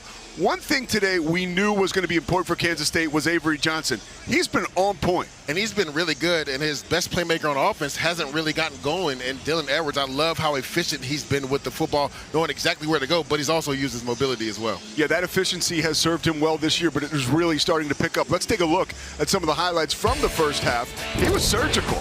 Yeah, he was, and drawing it up for your quarterback draw. We talked about in the beginning and do's and don'ts, getting him going, not only throwing the ball, but running it. Nice play call by Matt Wells. Right here, cross dog blitz, makes 2 defenders miss, keeps his eyes down the field. Jerron Tibbs for a big completion on that 2-minute drive that leads to points. He's played really well, but Sawyer Robinson has been in his bag too. Watch how he ducks up under this defender, keeps his eyes down the field. Caden Knighton for a big completion, and then manipulating the defense, looking the safety off, finding Kobe Prentice down the seam. This has been high-quality quarterback play, and when you're Kobe Prentice, after you score, you dance on it. And there they are back on the field, ready for a second half. Two of the most prolific quarterbacks in all of college football, especially obviously in the Big 12. And you see the numbers. I mean, both of them throwing dimes all day long. Just how many incompletions between the two of them? 10 incompletions between the two, so both quarterbacks are playing at a really high level, very efficient football. All right, he's here for the analysis and the math. I'm here to just kind of keep us on track and get us from point A to point B. But it's a hot day. The fans have been in the stands, and you see right now, Baylor will receive the second half kick. Let's get it down to Tori. She talked with Coach Kleiman. Guys, I talked to Coach Kleiman at the half, and he told me his defense has got to be on the lookout in this half for number 1, Michael Trigg. He said he's a mismatch for us out there, and we've got to watch out for him. On the offense side of the ball, I asked about Dylan Edwards. He said, hey, he's still dealing with a little bit of something out there, so we're keeping an eye on how much he gets in the second half. So let's see if Sawyer Robertson can pick up where he left off. 3 wide receivers to the top of your screen. Robertson. Oh, Washington finally gets a hand on it before he is whacked by Desmond Purnell. And that could be dangerous, right? Tips and overthrows change games. It's a nice job by Sawyer Robinson going through his progressions, like Bryson Washington's coming off to the sideline. He's gimpy a little bit, but he does a nice job going through his progressions and then just checking the ball down to his running back to get a positive gain. Michael Turner in the football game. So we see some waves of changes coming for Kansas State.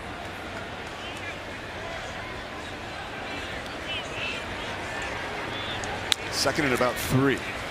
Turner burst through a hole. You gotta like seeing that if you're Dave Aranda and Jake Spavital. No fair dodging. Again, 6 foot, 220 pounds. He's gonna get north and south in a hurry. Does a nice job on that simple zone play, getting north and south and picking up a first down.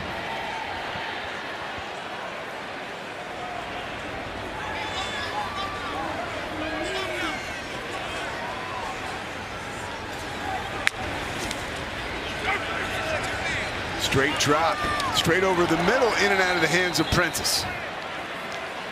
Quay Moss was right there. The offensive line for Baylor has done a really good job. Besides that one play where Sawyer Robinson had to duck under a defender, there hasn't been much pressure on him. He's been able to go through his progressions right there. That's his 3rd read in progression. Kobe Prentice on a dig route and breaking route goes off his hands. And we talked about this earlier with offensive coordinator Jake Spavital. If they don't pick up that first down, it's hard for them to really get in that rhythm and have that up-tempo offense.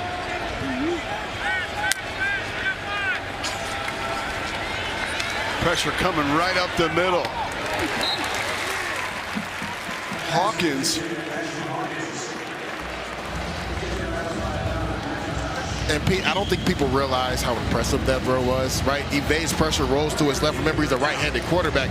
The velocity he had on that pass to Ashton Hawkins was why NFL scouts are giddy about him. Well, and they had Uso Seumalo bearing right down.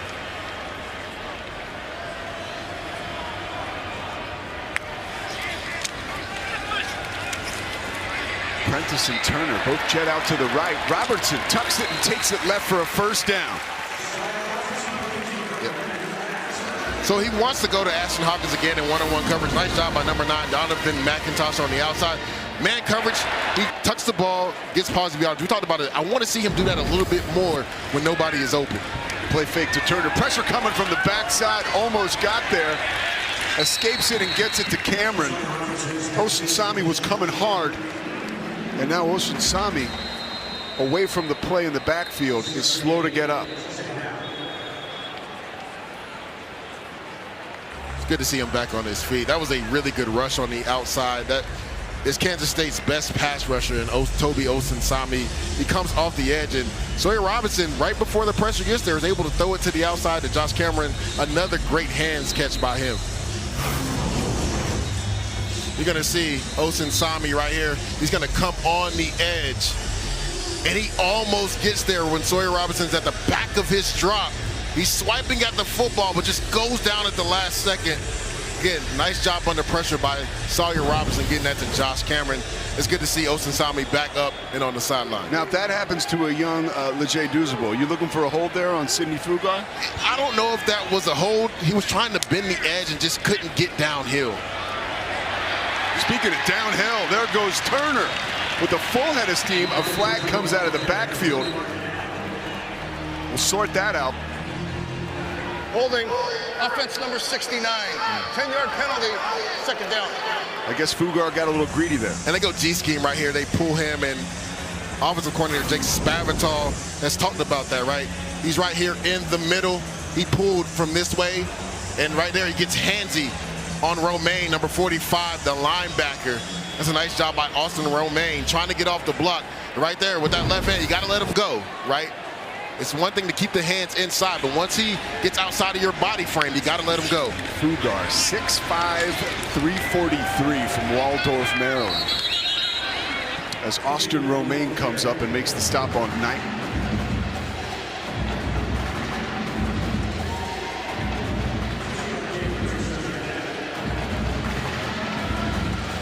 So this is one of those 3rd and longs, right, where the tempo slows down. 8th play of the drive. Yeah, it's all about communication. If you're the Baylor offense, you want to communicate, get the right play in as well. If this was cross the 50, this is where they would potentially run it because they're aggressive on 4th down, but this will be a pass. Let's see if this Kansas State defensive line can get after Sawyer Robertson. Robertson whips it to Trigg. He is absolutely decked by Payne. If he'd caught it, he would have been out of bounds. He's slow to get up, too, on the sideline. And that was the right place to go to football. It's cover 2. That's a whole shot. You got a flat defender, and you got a half-field safety. He put it where only Trigg could go up with the football, but it would have been tough, like you said, even if he comes down. Now, it actually looks like that right foot would have gotten down. Yeah. So I've been glad how Sawyer Robertson has been able to put the ball high up for Trigg. Right there, he just isn't able to come down with the football. It's a nice defensive stand by this Kansas State defense. Sterling Lockett back deep to return the punt as Palmer Williams is set to give it a ride.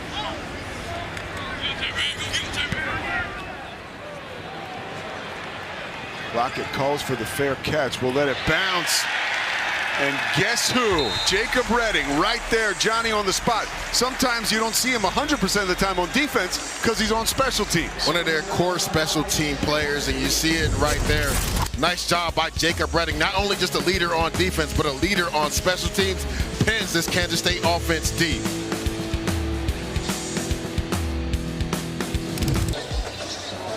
The beautiful suspension bridge in downtown Waco.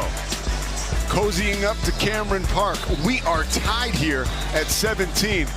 And Kansas State with the football in the shadow of their own goalpost after a wonderful special teams play. A 50-yard kick that was down right at the 3-yard line. The last time they were able to get out of the shadow of their own end zone, Joe Jackson ripped off an 8-yard run. There it is. Give him 3 yards this time. Tesno on the stop. Yeah, nice positive gain right there. Again, you're backed up. Don't want to put the ball in harm's way right now. Love the play call on 1st down. Joe Jackson, again, a bigger back. He's going to get downhill for you.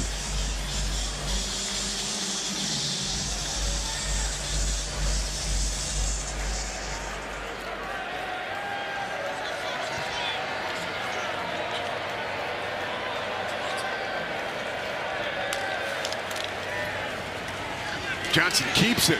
Nice play fake. Redding stays honest and rides him out of bounds.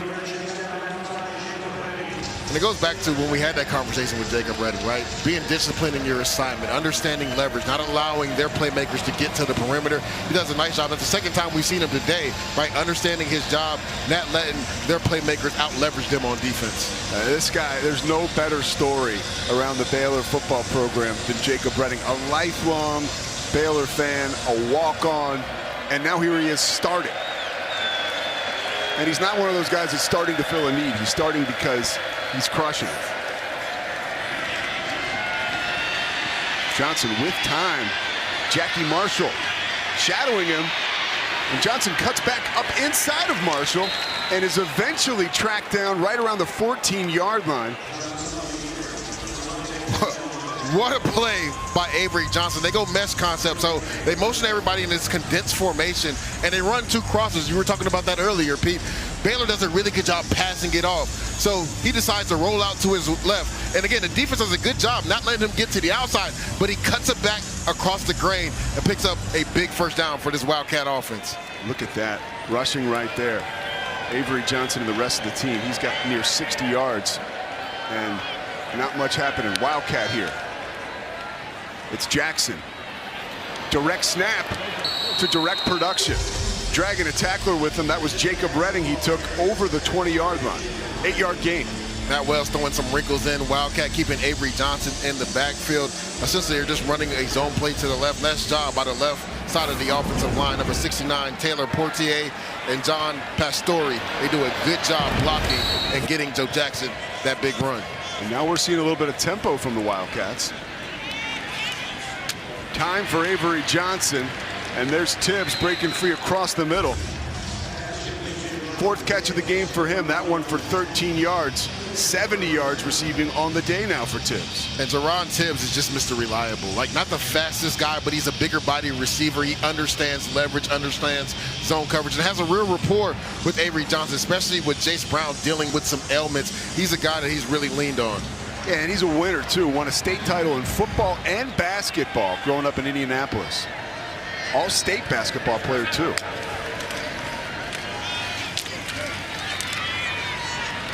Jackson again. Oh, he was one player away from breaking that. I literally was about to say that, but he's been a couple rushes away where he's had to make that last defender miss from having an explosive run. Again, nice job by these safeties for Baylor coming down in the alley, because Joe Jackson isn't an easy guy to bring down.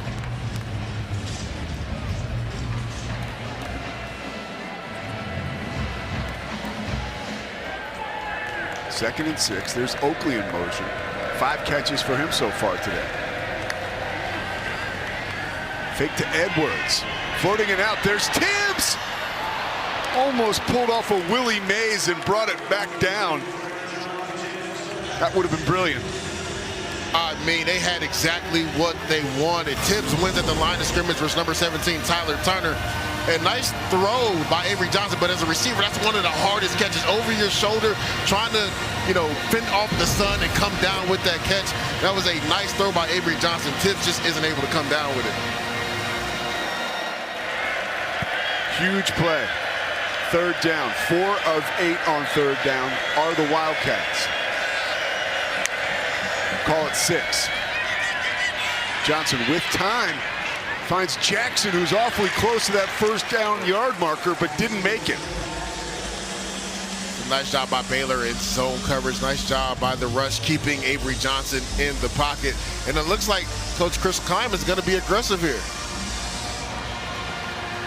And bring in number 13, Blake Barnett, who is their Wildcat quarterback. Again, 6'1", 220 pounds.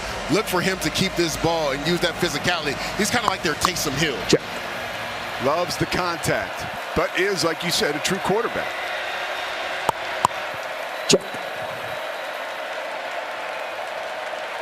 Empty backfield now. Check. 1st down, Wildcats. And I love that wrinkle, right? Get Avery Johnson out of the backfield. You go empty, right? Which makes a linebacker displaced as well. So now you don't have as many people in the box to stop the run. Split zone, and we talked about it. Blake Barnett, 6'1", 220 pounds. He's just going to fall forward and get a 1st down. 10th play of the drive that started on Kansas State's own 3-yard line.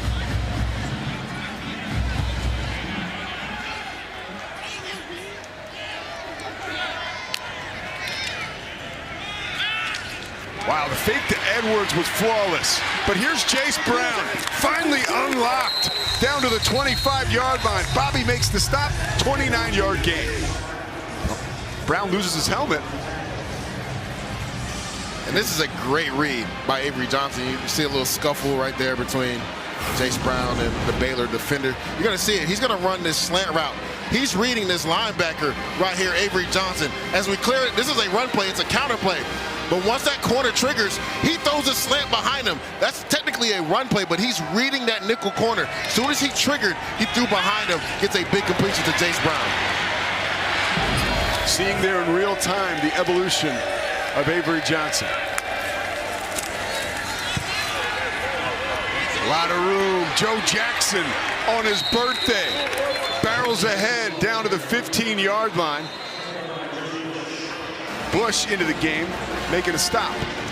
And we keep talking about it, right? He's one defender away from breaking one to to the house for a touchdown. Right there, Baylor loses leverage on the outside. Nice job by the offensive line. Joe Jackson gets out in space. That is a touchdown-saving tackle by number 22, Reggie Bush. And how about Joe Jackson? Really was called on to shoulder the load when Dylan Edwards was absent with injury. Today, Edwards is playing, but once again, Jackson being featured and taking full advantage on his birthday today.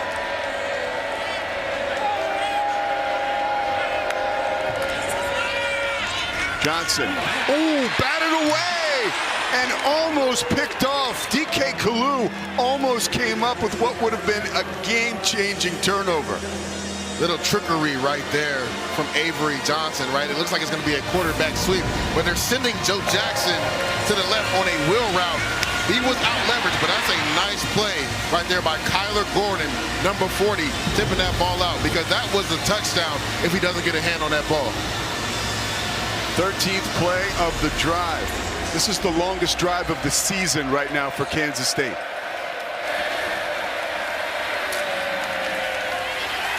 Another great fake. Oh, and the only thing between Avery Johnson and the end zone that could stop him was himself. But that's a nice read on a zone read. Nice job by number 86, Garrett Oakley, getting out in front and blocking. He picks up a crucial first down, but you talked about it, Pete. If he doesn't slip there, he gets it to the end zone for a touchdown. You see it right there. Garrett Oakley, number 86, blocking. He cuts back inside. The old turf monster got him right there, and he goes down. Joe Jackson is the running back. Army did this in the second half against Kansas State, where they upset the Wildcats. Kansas State doing it to Baylor today. Milking the clock and just a beatdown this drive feels like. Please reset the play clock to 25 seconds. It'll start on my signal. But you talked about it, right? 13, I believe, what is this, 14 right here? This is demoralizing if you're this Baylor defense, because a lot of the plays, besides that big explosive play to Jace Brown, have been on the ground. They have been winning in the trenches. So we talked about this being a physical game. Everybody talked about how explosive this game could be. Right now, Kansas State on the offensive line, they're winning the battle in the trenches.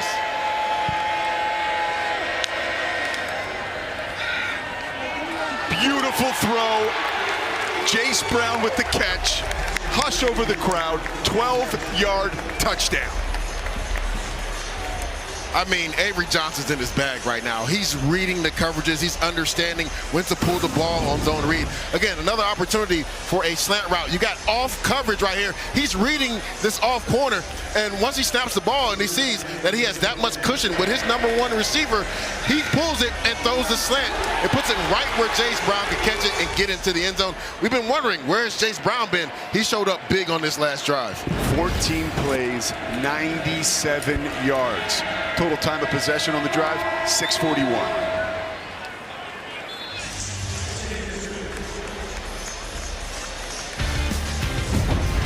Oh, Avery Johnson is hyped right now, and he should be. 97-yard drive for a touchdown to take the lead in this game. A huge drive ended with a touchdown from Jace Brown. 14 plays, 97 yards over the course of 6 minutes and 41 seconds, and that's exactly what Kansas State wanted to do. Yeah, talking to Matt Wells earlier this week, I know people were down on the Kansas State offense before the UCF game. I said the biggest thing was you guys didn't have sustained drives, a lot of 3-and-outs, and it's hard to get in a rhythm on offense. Well, you just talked about it. 14 plays, 97 yards. They scored at the end of it, and sometimes your best defense is keeping the opponent's offense on the sideline, and that's exactly what they did, almost bleeding 7 minutes off the clock before Sawyer Robertson and this Baylor offense can get back on the field.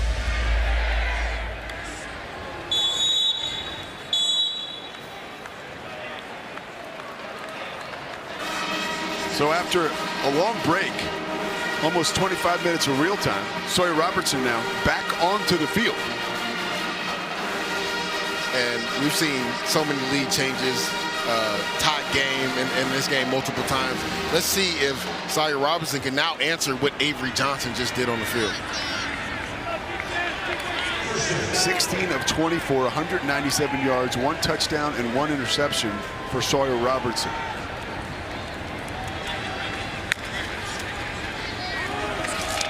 Caden Knight tries to bounce out to daylight. Wesley Fair chin checks him. Oh, Austin Romaine with one hand throws him down to the ground. Loss of 11. It looks like number 18, Wesley Fair, is down.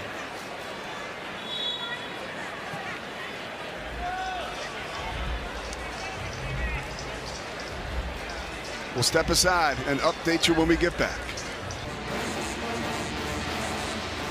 There is Caden Knighton now. He's a track star. Blinding speed, but he could not outrun Austin Romaine. Not at all. And you have to understand if you're Caden Knighton when the play is over, right? Just get north and south. Right here, he tries to bounce it to the right, can't do that. Then reverses field, bounces to left. Heck of a play by Austin Romaine to get him down for a major loss. And we talked to Coach Spav about this, the offensive coordinator. He said too many times he had to design plays for 1st and 20, 2nd and long. And right here, they're in that scenario again. Robertson just off the mark there, trying to get it to Kobe Prentice, who was wide open. And right there, Sawyer Robinson missing an opportunity for an explosive play. Ashton Hawkins was streaking down the left sideline, and the safety dropped him in coverage. I know they'll look at that on film and make the adjustment and maybe go back to that play because he was dropped in coverage for a potential touchdown. So 3rd and 21. Motion from Michael Trigg back in the game. Good sign for Baylor fans. Austin knocked down. Cody Stufflebean.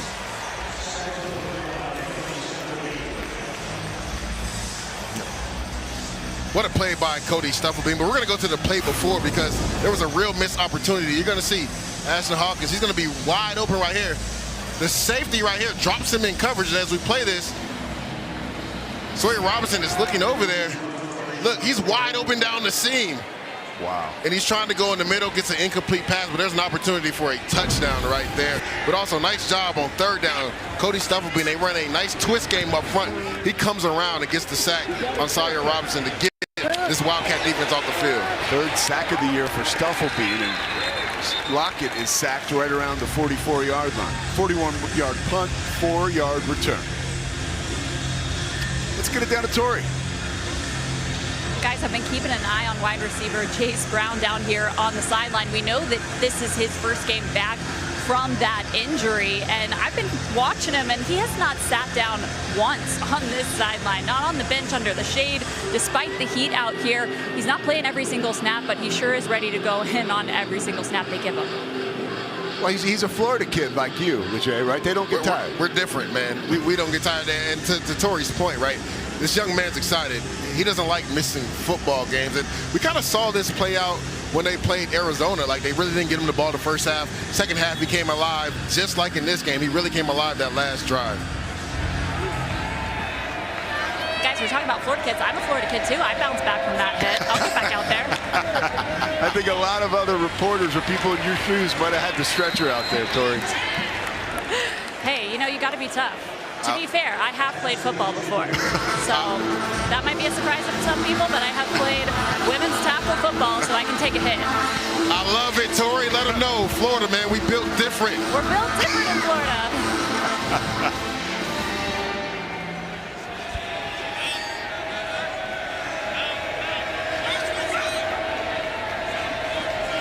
First and 10. Johnson. Tibbs grabs it, but a nice play made by Coleman coming up. Tevin Williams does a nice job on the outside, getting off that block on the screen play. They thought they had the numbers for Kansas State on the outside, but he defeats that block and gets it for a minimal gain. A huge sequence coming up here. 2nd and long from the 31-yard line. 7-point advantage for Matt Wells and his offense.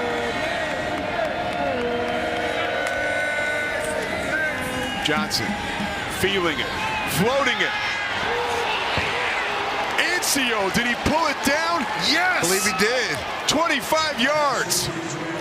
Had a touchdown last week, sort of snuck out of the backfield and scored on a 3-yarder. That one, 25 yards, putting his team in position. And Avery Johnson was hyping he should be. Check my footwork, how he's able to maneuver in the pocket, evade some pressure, put it up high for his tight end, Will Ancio.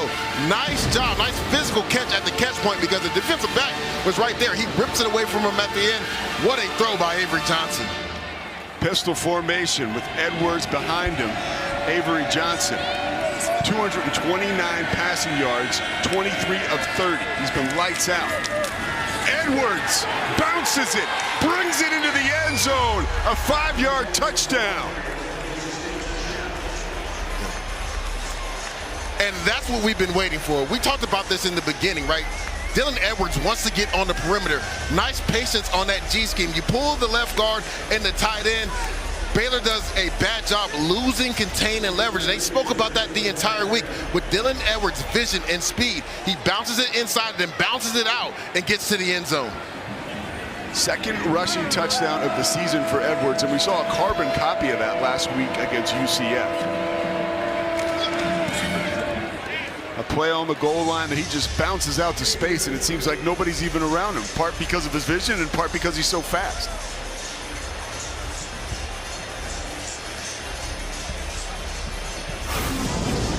Watch Avery Johnson. This is a big throw to Will Ancio, right? Watch his footwork. Step up into the pocket on the run, puts it high where his tight end can come down with it. And on the very next play, we've been wondering, where is their explosive playmaker? You're going to get the guard pull, the tight end come around. Watch the running back come down and then bounce outside and get to the end zone. Nice vision by Dylan Edwards. Presses the hole, gets outside, you lose, contain, and leverage. That's the speed that can hurt you. What a play by this Wildcat offense, and Dylan Edwards starting to get going in this game. 129 total rushing yards for Kansas State to go with 229 passing yards. They are coming at Baylor from all directions, and the Bears seem overwhelmed right now. And right now, if you're the Baylor offense, right, you're down by 2 scores. The defense has really struggled, the Baylor Bears defense. You have to come out on this next drive and come away with points. Well, and it goes back to that long drive, the 14-play scoring drive that took up 97 yards and almost 7 minutes. Now you look at the clock, and it's like you start playing that game. Yeah, literally, you're down 2 scores, and it's about to be the 4th quarter, and that's why Chris Klein and then also offensive coordinator Matt Wells were talking about having a sustained drive. I spoke about it, Pete. Sometimes your best defense is making sure that the Baylor offense isn't on the field, and they've done a really good job sustaining drives and then finishing those drives with touchdowns and not field goals.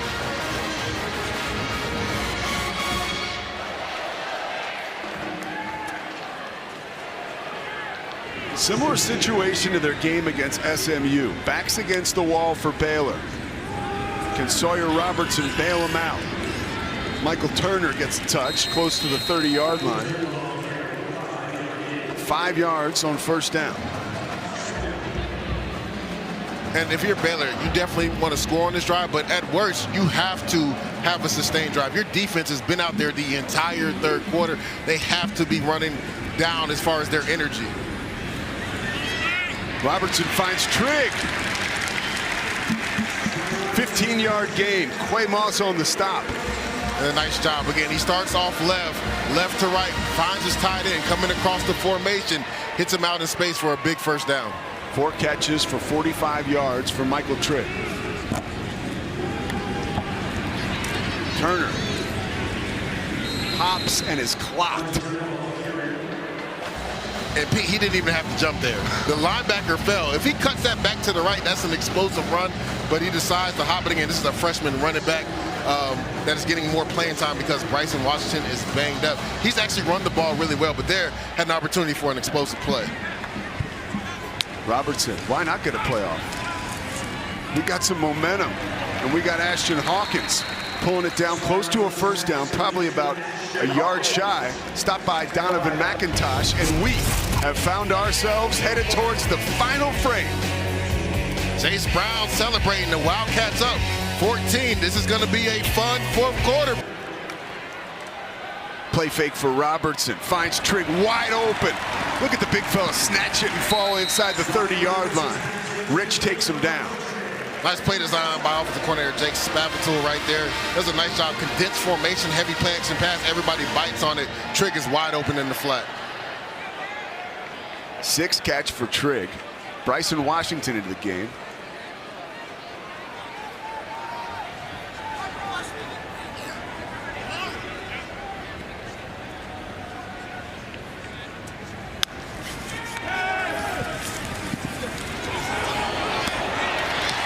Wilson sneaks inside the red zone and ducks to a first down after a great catch. That's 11 yards. The chains continue to move. One of the best quarterbacks in the country. QBR, one of the best in the fourth quarter. Nice play design by Jake Spavital. You go trip formation, 3 receivers to the right. Everybody runs to the sticks on stop routes. He finds Cole Wilson for a first down. Sawyer Robertson floats out of the pocket and wisely throws it away. Yeah, right there, defensive coordinator Joe Klanderman said enough is enough. I'm sending some pressure. He sends Austin Romaine, and he beats Bryson Washington in pass protection right there. Gets Sawyer Robertson off his spot. And he mentioned to us earlier in the week when we met with him, we got to get this guy off his mark. We got to get him to the ground. Disguise some looks, but most importantly, try to punish him and get after him. The bell cow. Bryson Washington. So that brings up about a 3rd and 6, I'll call it. And usually in this scenario, they like to run the football right here. This is a 2-down territory, especially being down 14 in the game. They are one of the more aggressive teams in all of college football. So do not be surprised. If they get the look they want on defense with a light box, and right now only 6 in the box, do not be surprised if they run the football here. Certainly set up for that with Washington next to Robertson, who surveys the defense.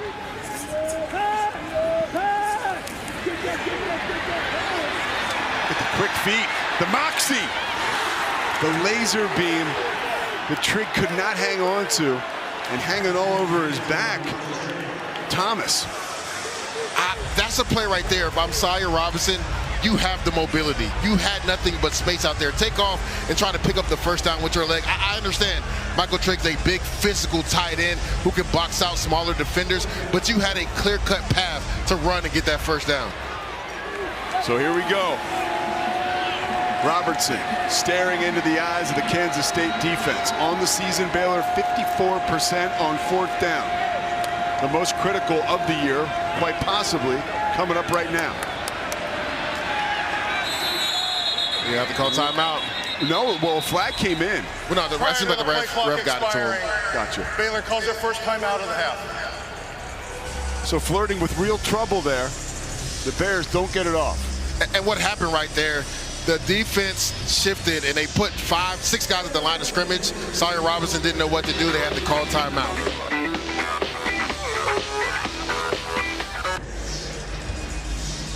All right, here we go, partner. Biggest play of the game, no doubt about it. Without a doubt, Jake Spavital, the offensive coordinator, is very inventive in how he sets up plays in this scenario. Look for them to go to their big playmaker, number 1, Michael Trigg. They've tried to get it to him before in this red zone. And then on the defensive side, Kansas State, right? Joe Klanderman, he showed 6 guys at the line of scrimmage like he was going to go man coverage. Right now, they look like they could be in zone. There is 5 guys at the line of scrimmage. Looks like Austin Romaine will be a spy on this play, number 45. Robertson. Wilson. Out of reach.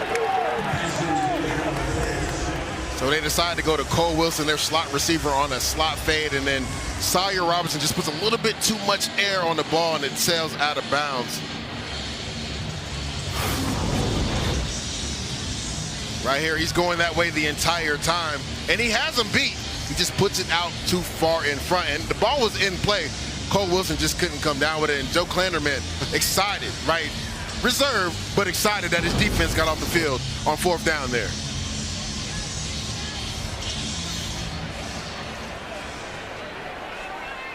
Dylan Edwards, the running back, and Baylor can really ill afford any production from Kansas State on this drive.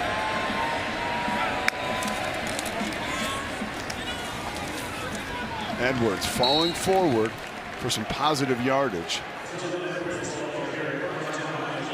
And you talked about it, Pete. This Baylor Bears defense, they really got to bow up right here, right? You're down 2 scores in the 4th quarter. We've seen in the second half this Kansas State offense really milk some clock, right? 14-play drive, 97 yards, almost milked 7 minutes off the clock. They cannot allow that right here. They have to be able to get this 3 and out and give the ball back to their offense. And when you count today, Baylor as a team now -4 turnover margin.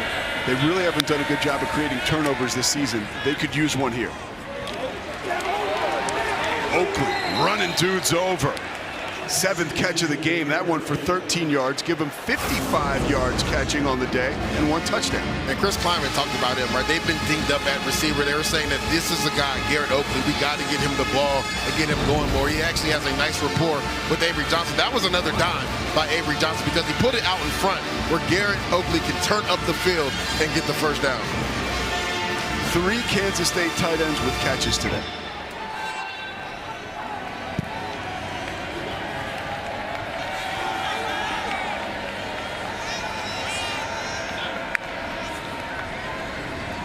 Fake to Barnett into the game. Edwards. So crafty, taken down just shy of the 35-yard line, but that felt like it was about to pop. Matt Wells with his bags of tricks right there. You have a 2-back set, right? Dylan Edwards is the game, but so is Joe Jackson. They send him in motion, and then you talked about it. The backup quarterback is also in. Blake Barnett, they fake it to him, and then they give it to Dylan Edwards on the end around. You talked about it, a shoestring tackle away from Dylan Edwards getting on the perimeter and probably making an explosive play for this Wildcat offense. A Kansas State media member asked a good question this week. They said, you seem to empty out the chamber as far as trick plays, and Wells just paused and said, there's more where that came from. We're seeing it today. Edwards again, he starts to get lathered up. Now that's trouble for Baylor. And to speak about that, head coach Dave Aranda talked about that, right? Him and Matt Wells have the history going back to Utah State. So he knew after what happened last week to this Baylor defense with Oklahoma State emptying out the chamber with trick plays, that they were going to see some trick plays today as well.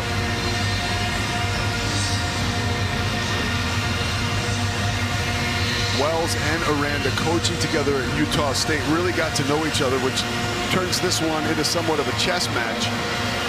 You know, and Wells said that. He said, look, Dave knows I like to run 2 quarterbacks.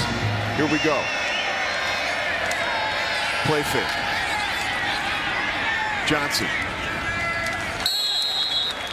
Incomplete pass. Looked like he might have been out of bounds before he threw it. That's a big stop by this Baylor Bears defense, right? Disciplined football. They go under center. They come out and expand quickly. They go play action pass, roll out to the right. Looked like Avery Johnson could potentially take off and get the first down, but there was a flat defender there that wouldn't allow that. Also, Garrett Oakley runs a corner route to that side. There was an underneath defender, so Avery Johnson couldn't throw the ball. That's a big-time stop by this Baylor Bears defense. Josh Cameron, can he light a fire? Dangerous, catching it inside the 10-yard line up against his face mask. So Sawyer Robertson in the offense now, back onto the field with another chance when we come back. 55-yard punt, 11-yard return. Watching the Big 12 on ESPN. And now we're about to see Sawyer Robertson, who has struggled, 7 of 13 for 66 yards in the second half. Can he get it going to bring his team back? We're about to find out. Michael Trigg grabs it. Oh, and was literally one hand away from taking it into the end zone. McIntosh saves the day. A 42-yard gain, though, for Baylor. I mean, cover 2 down the seam with a linebacker on his hip in front of the safety. You cannot place that any better, Pete. What a throw by Sawyer Robertson to his big tight end.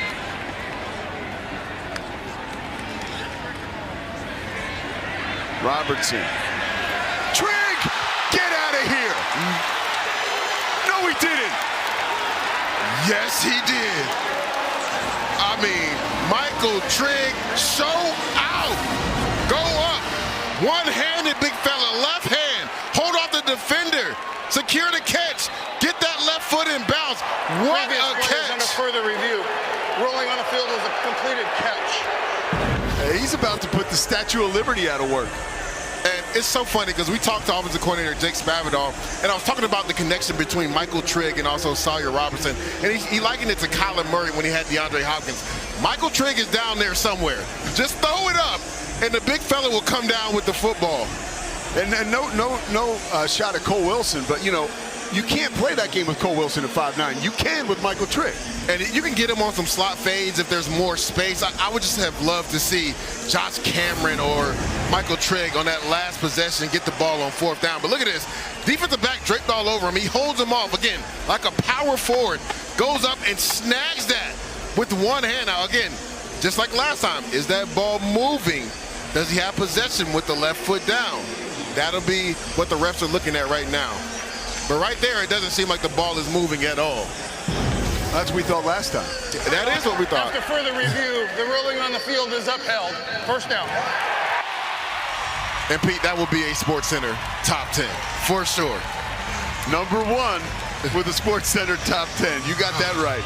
Man, again, like the balance to go up, hold the defender off, and snag that, hand catch it with just one hand, and then the wherewithal, presence of mind to keep that left foot in bounds. What a catch by Michael Trigg. A career day for Michael Trigg. 7 catches, 148 yards. Remember, he had a touchdown wiped off the board earlier in the game. Robertson with time, a wide open Bryson Washington. Trucking one defender, trucking 2, dances into the end zone, 11-yard gain. Daniel Cobbs didn't stand a chance. I love the progression right there by Sawyer Robinson. He looks to the left, looks back to the right, gets to his check down. And we've talked about Bryson Washington's toughness all game long, just refusing to go down. He breaks 2 tackles right there, unwilling to go down. Watch this. Watch, he looks to the left, gets back to the right. Look at his eyes, he's holding defenders, gets back, let me get to my check down, my 3rd option. And then you have an opportunity as a DB. Get off me, stiff arm. Austin Romaine, you want some? Nah, I'm not getting arm tackle. I got reservations for 6 in the end zone. Do you have any reservations about this, a 2-point conversion? And this is what the analytics come in, right? Because if you get this 2-point conversion and then you go on to score, you can win the game. So that's what they're doing right now. I like this, them being aggressive going for 2 right here. I mean, certainly it's a vibe right now down on the field for the Baylor offense, so they've got some momentum. 4 wide receivers to the top of your screen. Sawyer Robertson, clean into the end zone, a 2-point conversion, a 6-point game. Again, offensive coordinator Jake Spavital in his back. He motions the running back, Bryson Washington out, light box, quarterback draw. We talked about the mobility of Sawyer Robinson. Want to see them use it more. They used it last week in the red zone on a zone reading. You see it right here. You only got 5 guys in the box right now. And he does a nice job taking the snap, looking off to the left, and a good job by the offensive mind, left tackle Sidney Fugar, number 69. He cames his in inside. That way Sawyer Robinson can get to the edge and get in the end zone. So there he is, Bruiser, the Baylor mascot.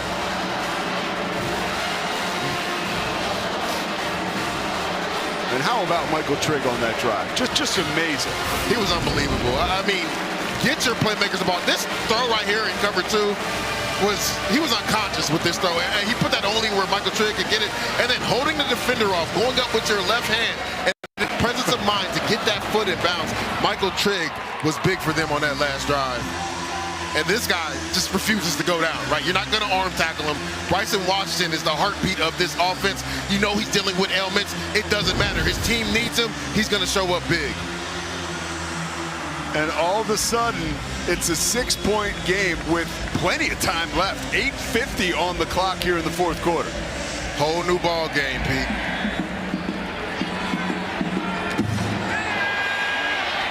Elston. Oh, absolutely gets his ball came out. And there's a fumble. Baylor says they have it. But it looks like they may have ruled him down.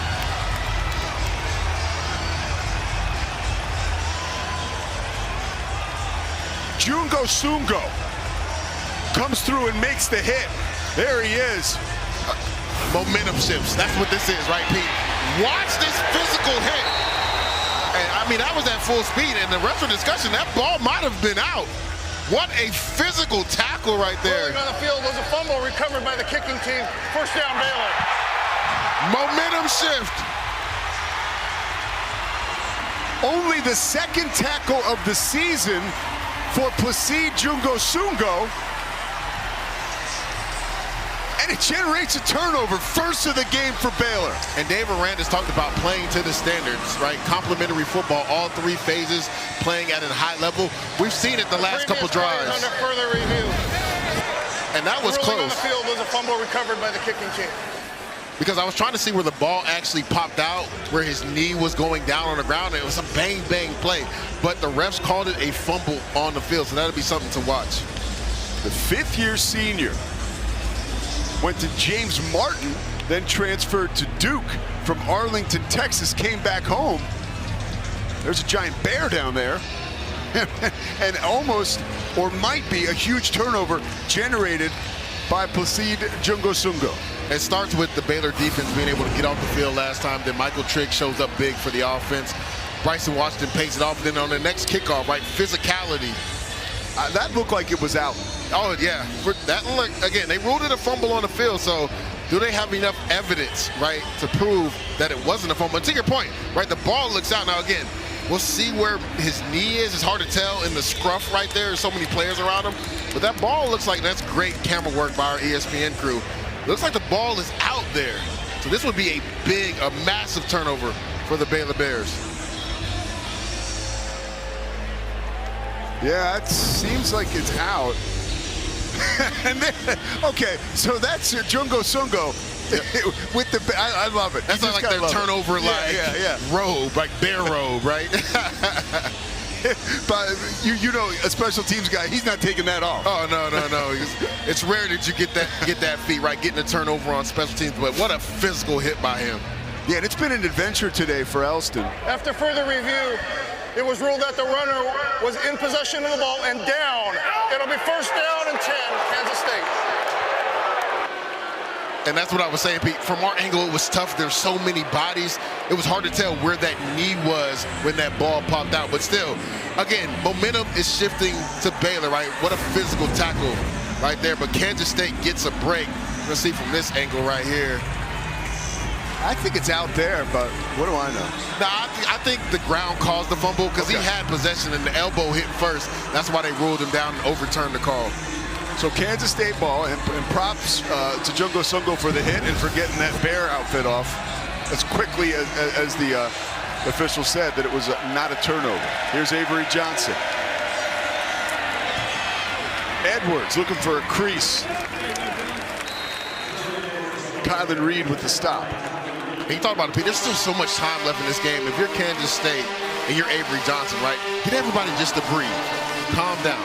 Let's put a drive together, right? The momentum is shifted to Baylor side. Let's try to get a few first down and get that momentum shift back to us.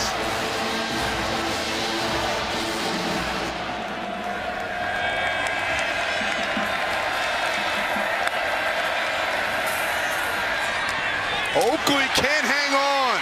His first drop of the game comes at a critical junction. And that was a physical hit by Jacob Redding. You're going to see it in the middle of your screen. Watch him trigger right here. Make sure he doesn't catch it. What a physical hit. And it looks like Garrett Oakley is actually still down on the ground.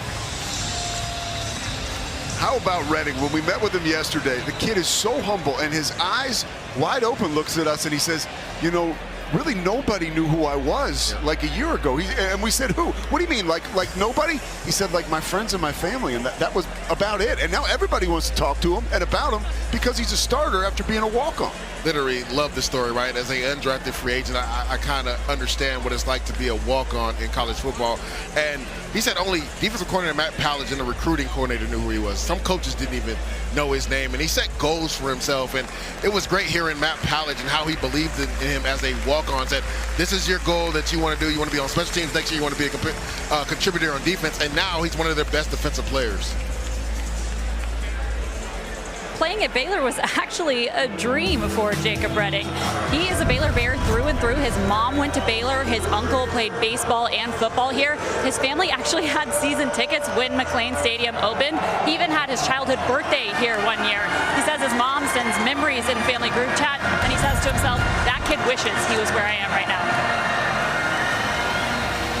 That's great stuff, Tori.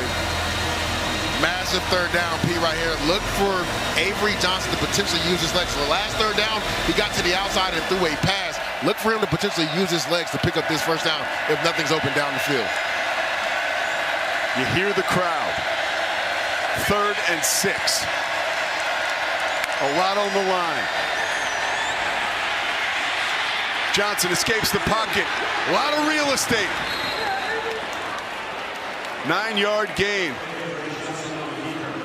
And Pete, we just talked about it, right? Nothing down the field, use your mobility. Baylor loses contain on the outside, right? The rusher rushes past, number 50 right there. Matthew Fogg White, he gets around Avery Johnson, opens up a big hole. Avery Johnson using his mobility to pick up a crucial first down for this Wildcats offense.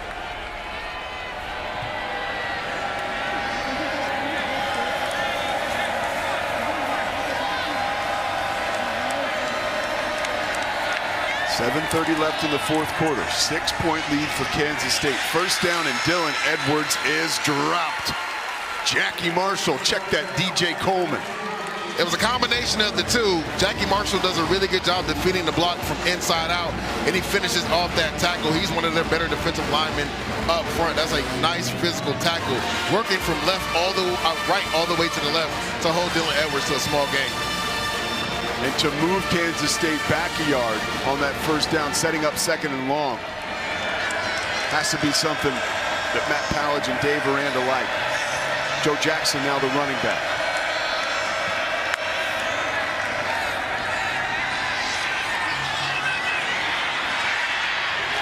Almost a great play made by Tibbs. Reggie Bush was there to knock it away. And that's twice, right? Jerron Tibbs is one at the line of scrimmage on this fade route. He beats the corner again. Avery Johnson, just too much air on the football. Tibbs tries to work his way back, just isn't able to come down. Nice job by Reggie Bush, not panicking and not getting the PI. You see the pressure starting to come up on Avery Johnson. Another massive 3rd down. This Baylor defense is energized. Dave Aranda's going to bring some pressure right here. Let's not forget, Avery Johnson's legs are always up. You have to have pass rush lane responsibility. Rush integrity is how Matt Powledge put it. Jackson wide open on the opposite side of the field. Cooper Lance takes him down, but not before an 18-yard gain. What a play by Avery Johnson. You're going to see he works his way to the left. I talked about his legs always being up. They showed all this pressure. They dropped and only rushed 3. He works this way. And you see the running back, Joe Jackson, work here as we play it down. He gets dropped in zone coverage because they lose leverage. Tempo from Kansas State. Escaping the rush. Brown laid out, couldn't grab it. Tesno was bearing down on Johnson. And what I don't understand is why would you go tempo there? You're up in this game, get a big first down, bleed some more clock, you throw an incomplete pass. That helps the Baylor Bears. It stops the clock. If you're Kansas State, I was a little bit surprised. Maybe they were just trying to catch Baylor off guard and try to end the game. But right there, you get a crucial first down on 3rd and 11. Bleed some more clock down. There is Chris Klein. 2nd and long, empty backfield.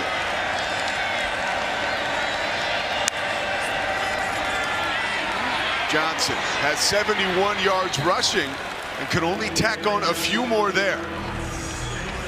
But he's been nails on this down right here, the money down.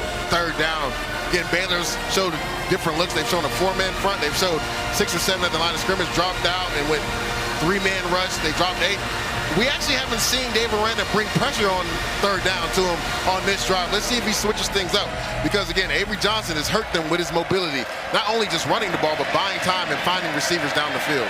Well, you said it. 2 for 2 on this drive on 3rd down and 7 for 13 on the game. Joe Jackson in the backfield. Johnson, so smooth, finds Tibbs, and the veteran receiver takes it down. What a job by Jerron Tibbs. You see the shoulder shrug right there. He does a really good job breaking inside, understanding outside leverage, and that was a great throw by Avery Johnson, who just beats the rush right there of number 32, Imarion Winston, who won on the edge right away. But nice accurate throw and nice timing by Jerron Tibbs and Avery Johnson. 5th drive of the day for 9+ plays by Kansas State. Pressure off the edge. It's about time. The pressure comes, and so does the turnover. Jacob Redding streaking down the sideline. All he wanted to do was play for Baylor. He's realizing the dream today. 69 yards on the return. And I've been talking about it, Pete. Dave Aranda has not sent pressure. He sent the corner boundary corner blitz right there. Forces Avery Johnson to throw it before he wants to. Jacob Redding undercuts this pass and takes it to the house.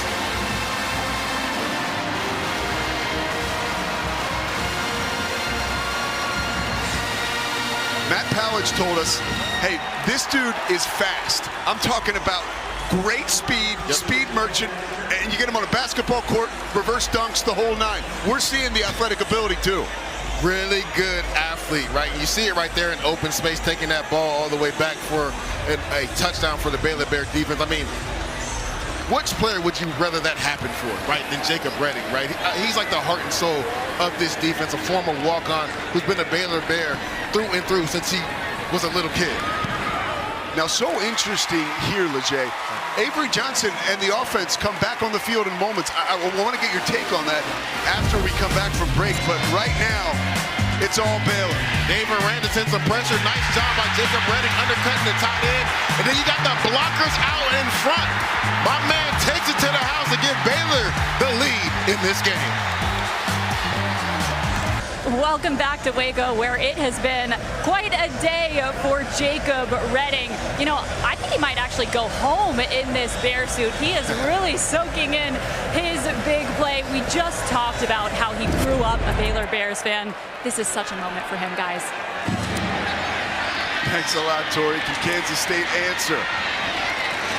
Devin Rice is cut down at the 24-yard line. Another look. I want to highlight Jacob Redding, who gets the interception. You're going to see this cat corner blitz off the edge right here, and Tibbs is going to run this dig route. Jacob Redding does a good job undercutting that because of the pressure on the outside from the corner blitz. See the corner blitz coming off the edge? Has to throw off his back foot. Nice job by Jacob Redding undercutting Gerard Tibbs, and he takes it to the house to get Baylor in front in this game. So how does Avery Johnson respond? And quite possibly the best game he's played all season long. Let's just go back to what you were doing. He was playing with confidence, being efficient with the football. Just an inopportune time for a turnover, and they're going down the field. Jace Brown got behind the coverage, loses his helmet. Now the play is stopped. Play stops, yeah. That's the second time Brown has lost his helmet. But I love that call by Matt Wells. Your quarterback just throws a pick six, but you put it back in his hands and you get it to your best playmaker on the outside, who beats number 18, Caldre Williford, down the field on a go route.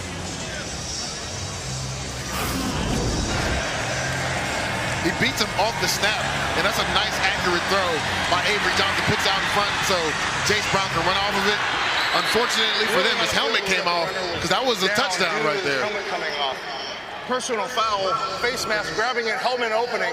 Defense, 15-yard penalty, automatic first down. So Simpkins is called for the penalty. So it's a half the distance, by the way. I think that was the accident. I think it was number 18, Caldre Williford. I think he just mixed up the 6 and the 8 right there. But what a gutsy call by Matt Wells. Again, your quarterback just threw a pick six, but you have all the confidence in the world. And if you get one-on-one with your best playmaker on the outside, you go to him. Back and forth we go, Pete. What a game it has been. We built this before. Sawyer Robertson, Avery Johnson, Dylan Edwards. We didn't expect guys like Jacob Redding would come crash the party. And here we are. Jackson taken down at about the 9-yard line.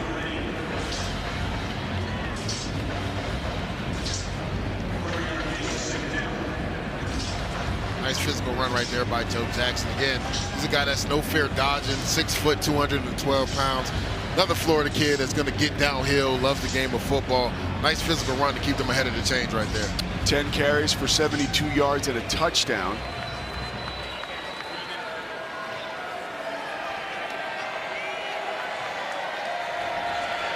Second and 6. Jackson again. Squirts beyond that first down marker. So it'll be first and goal for the Wildcats coming up on 3 minutes. Yeah, nice patience right there again from Joe Jackson. Split zone, they zone the offensive line to the right, bring the tight end back across. He has patience, sees the hole, gets downhill, picks up the first down. This is nice clock management right here by Kansas State as well. Matt Wells, his daughter Jaden, in her first year as director of on-campus recruiting for the football program. His wife went to Baylor. Personal for him. Jackson. Oh, nice play by Keaton Thomas, who leads the Big 12 in tackles. I think Dave Aranda is going to hold on to his timeouts until after the 2-minute timeout. And that's where we're headed. Yeah, Kansas State is definitely content to let this go to the two-minute timeout. Aranda and his Bears clinging to a 1-point advantage. This is the 2-minute timeout. We'll step aside and take a breath, just like all of you. Welcome back, Jace Brown. Big explosive play, getting his helmet ripped off and continuing to run down the field. Unfortunately, they had to blow it dead, but the Wildcats in prime position to take the lead.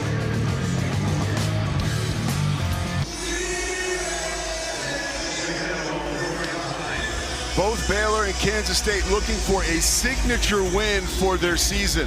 And Kansas State trying to close in on it right now. Second and goal from the 4-yard line, down by 1. Pete, if I'm the Kansas State offense, I want to run this football, right? Baylor still has all 3 of their timeouts. You want to force them to use one of those timeouts right here. Play fake, pressure.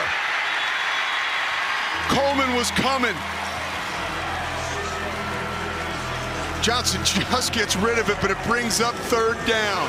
Yeah, I want to correct that. Baylor has 2 timeouts. They had to burn one earlier in the 3rd quarter. But again, Dave Aranda sending some pressure off the edge. DJ Coleman, he brings the safety off the edge. Now, I was a little bit surprised Kansas State didn't try to run the ball there. Right here on 3rd down, again, look for Avery Johnson to use his legs to potentially throw the ball or even try to run it in. Aranda calls Coleman one of his best players. He sent him there. Blake Barnett is in the game. Set up to take the snap alongside Avery Johnson. Check that. Johnson takes the snap. Rolls right.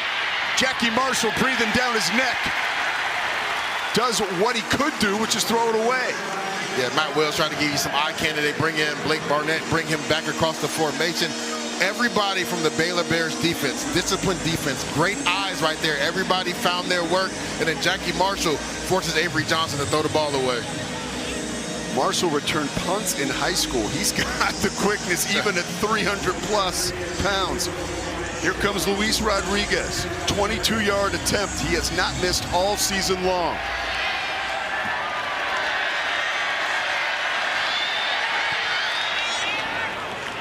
Bangs another one through. So Kansas State surges ahead 34-32.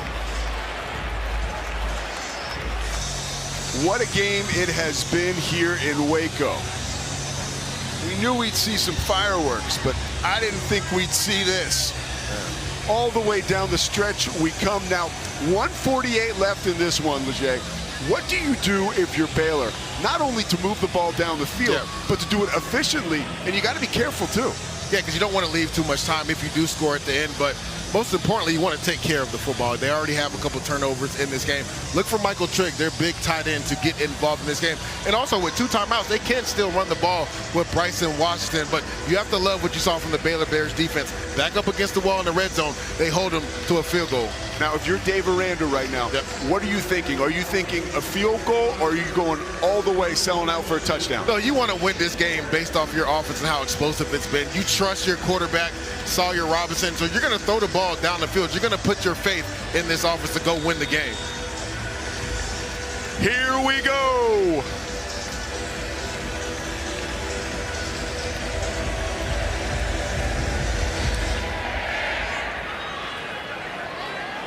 Wilson taking it to the 2-yard line. He is lightning in a bottle. Has a convoy. Oh, and is absolutely drilled. Knocked down by Gabe Powers. Biggest hit of the game so far, and that's saying something. 34-yard return, though, first. Special teams has really come alive with the physicality on these tackles. See Cole Wilson, this is a bounce left return. Gabe Powers welcomes himself into this game on the sideline right there, hitting Cole Wilson. Nice return, nice physical tackle by Gabe Powers. So Sawyer Robertson, 23 of 35, 327 yards on the day, 2 touchdowns. He had the 1 interception. This is his 4th straight 300-yard game.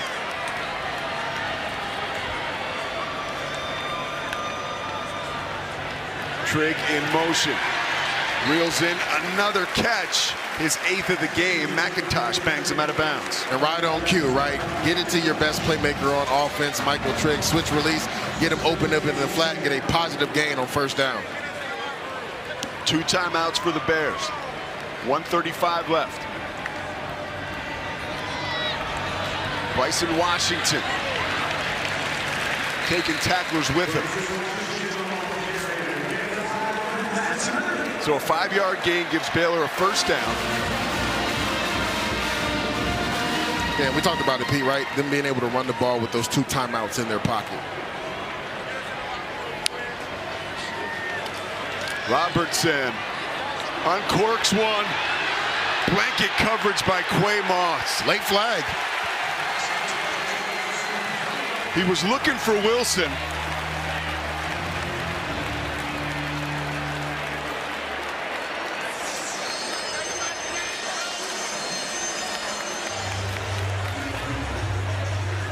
Pass interference. Defense number 2. 15-yard penalty. Automatic first down. I think it means number 6, Quay Moss. He was in the slot right there. And I'd love to see this replay because that was close, man. Both of these guys were battling right here. This is good on good. Cole Wilson, Quay Moss. I don't see much right there, Pete, in regards to it being a pass interference. I feel like that left hand came right when the ball was coming down. Tough call to go against Quay Moss right there. So now Baylor doesn't need much more to get into field goal range.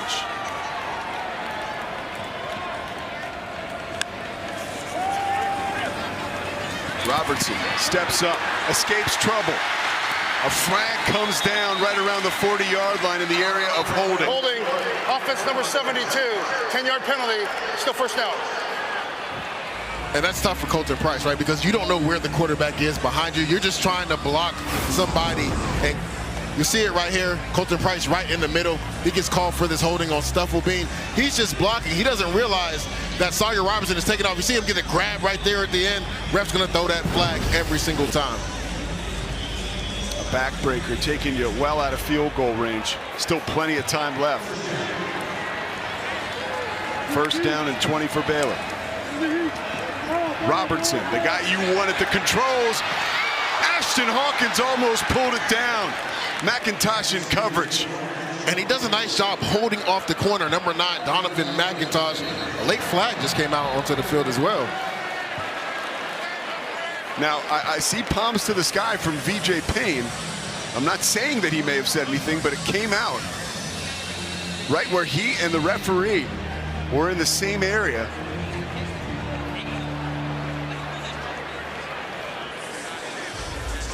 Kevin Marr is our referee today. This will be interesting because this was an extremely late flag. That was really good defense by Donovan McIntosh. Ashton Hawkins had an opportunity to come down with a big catch for the Baylor offense, but the ball goes through his hands.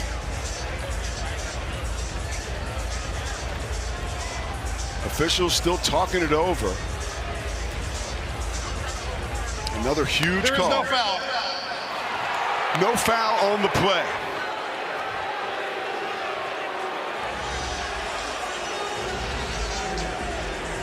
Second and 20 right here. If you're Sawyer Robertson, you just want to get half of that back to make it 3rd and 10 or less, right? Would not be surprised they run some more switch or release combination. See Michael Trigg in the slot. Him and Cole Wilson down here towards the bottom of your screen. Would not be surprised they run a switch combination and they get Trigg the ball either on the outside or a quick in breaker. Baylor field goal kicker Connor Hawkins kicked a 53-yarder against Arizona State in this building. They'd have to get it to the 36 for him to be in that range again. Ashton Hawkins basically does it. Stufflebean with the stop down the field. Yeah, exactly. You got switch release right there. You take Michael Trigg up the field and you think Ashton Hawkins underneath. Timeout by Baylor. Timeout, Kansas State. Their first of the half, 30 seconds. So like we mentioned, 53 is the career long. And 3rd and 9 now coming up. And that's exactly where they're at right now, if I'm not mistaken, right? It would be a 53-yard field goal. So that was actually a nice timeout by Chris Kleiman, the head coach of Kansas State. Say they stop Baylor here on 3rd down and they have to kick this field goal. You want to leave a little bit of time for your offense to go back out on the field. So that's really good clock management by Chris Kleiman, the head coach for Kansas State. Hawkins has attempted 2 50-plus yarders this year, 1 for 2, and you mentioned it, a miss last week. Yeah, I believe his only miss of the season was last week, 53-yarder versus UCF. But if you're this Baylor Bears offense, you want to make this a more manageable field goal, right? Look for Spavital, quick routes, something at the sticks, maybe even before that, just so you can get an easier kick for your field goal kicker. Do you give it to Bryson Washington? Just knowing the way Spavs thinks, he wants to be aggressive. I don't see this being a run right here. They're going to throw the ball down the field and try to make this an easier kick for their kicker. Robertson staring into the eyes of the Kansas State defense. Michael Trigg off his left hand. Karem's out of bounds. And the moment of truth could be upon us. Yeah, right there they try to get him on a speed out. Pressure comes off the outside. Joe Klanderman decides to send that corner that's in the boundary. It forces Sawyer Robertson to throw it before he wants to. Trigg comes out of his break. Ball just too far in front of him. No wind on a perfect day here in Waco.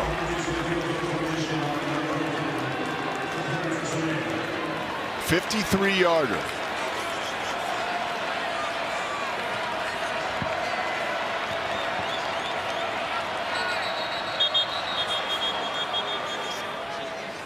Baylor called timeout there. Timeout, Baylor. Your second of the half, 30 seconds. So a 30-second timeout. Baylor's second of the half. They have 1 more left. Dave Aranda just wants to make sure his kicker isn't rushed, gives him a little bit more time.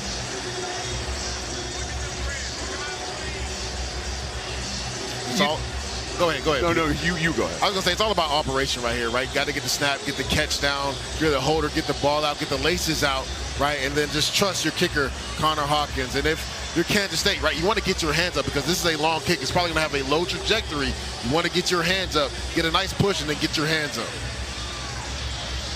And I'm not trying to oversell it, but if you want to make the Big 12 championship and have a shot at the college football playoff, this is it right here. Yep. If you're Baylor and if you're Kansas State. Yeah, these conference games always come down to the wire. Hawkins, the redshirt freshman from Liberty Hill, Texas. The kick is low. Does it have the distance? It does! And I talked about it, Pete, a longer kick is going to have a low trajectory. I mean, nails from Connor Hawkins. He drilled that straight through. Again, the ball didn't get that high off the ground, but he had enough leg to get that through the uprights. Now it'll be on the Kansas State offense to see if they can have a drive and put it together to put them in field goal range to potentially try to win this game. So we talked to Chris Kleiman a little bit. He said as far as Rodriguez is concerned, he can kick up the 55-yarder. This is a 53-yarder right here from Hawkins. I mean, he powers this through and maybe had 2 yards on it. It barely got over right there at the end. What a kick from Connor Hawkins drilling that through. Tempered emotion from Dave Aranda. Nothing new there. Baylor winning a big game at home. That would be new. Yeah, they've really struggled. And Dave Aranda talked about that, right? He was like, you got to kind of bring some of that road energy because we've been really good on the road. We got to bring that road energy home. You got to win your home games, and they've really struggled. They have 2 losses at home already, so this would be a major win for Baylor at home, but Kansas State gets one more opportunity to win this game in regulation time.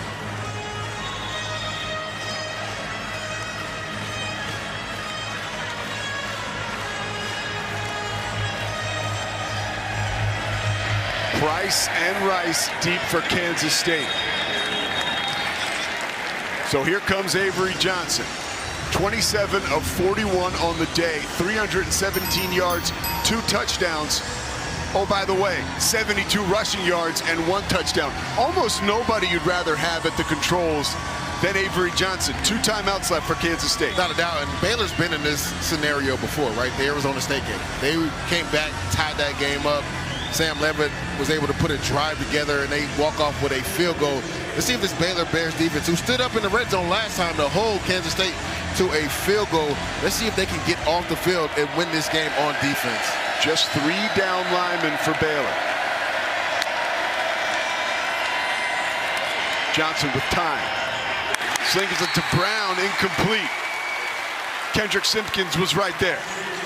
Nice zone match coverage right there from Kendrick Simpkins. Their slot corner, he does a nice job being physical with Jace Brown out to the top of the route. Jace Brown bobbles the ball, but he punches it away to make sure he doesn't come down with it. And Peter, just like Dave Aranda is comfortable rushing 3 men and dropping 8. Motion from Oakley. He's got 7 catches today.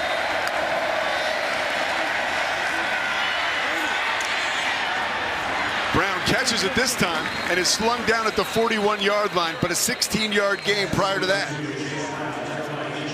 I believe Kansas State took one of their timeouts right there. Timeout.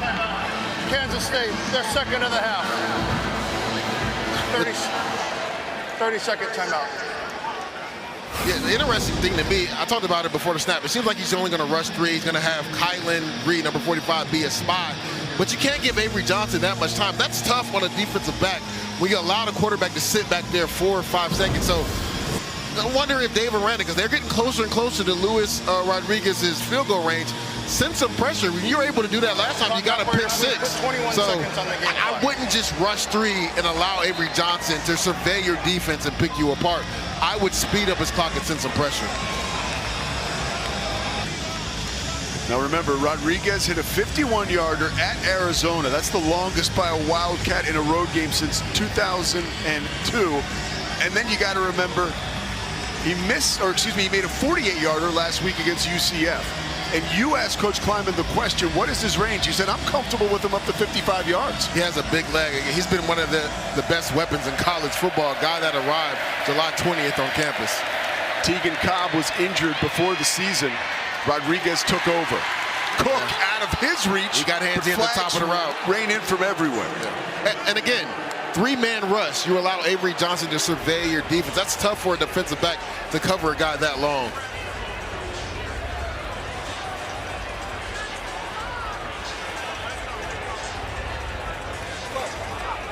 Pass interference. Defense number 11. Ball would be placed at the spot of the foul. Automatic. First down. So initially they say Keith Thomas, but we'll take another look. Yeah. I believe this was on Kendrick Simpkins. Yeah, right there. He got a grab with that right hand. I believe the back judge saw that through the flag. The black official saw that. Just got handsy at the top of the route. And again, 3-man rush, just giving Avery Johnson too much time. Not a bad sell job by Cook either. First some pressure. Johnson whips it, little ahead of schedule. Tibbs almost had it. So right there, they send a 5-man pressure. They drop back in zone, and that's the whole shot right there on the out route by Tibbs that Avery Johnson sails a little bit and almost gets picked off. So right there, again, sending some little pressure has Avery Johnson just a little uneasy. I would love to see Dave Aranda do that again. 13 seconds left. There is Luis Rodriguez. 14 seconds on the game clock. Play clock to 25. So we'll go to 14 seconds.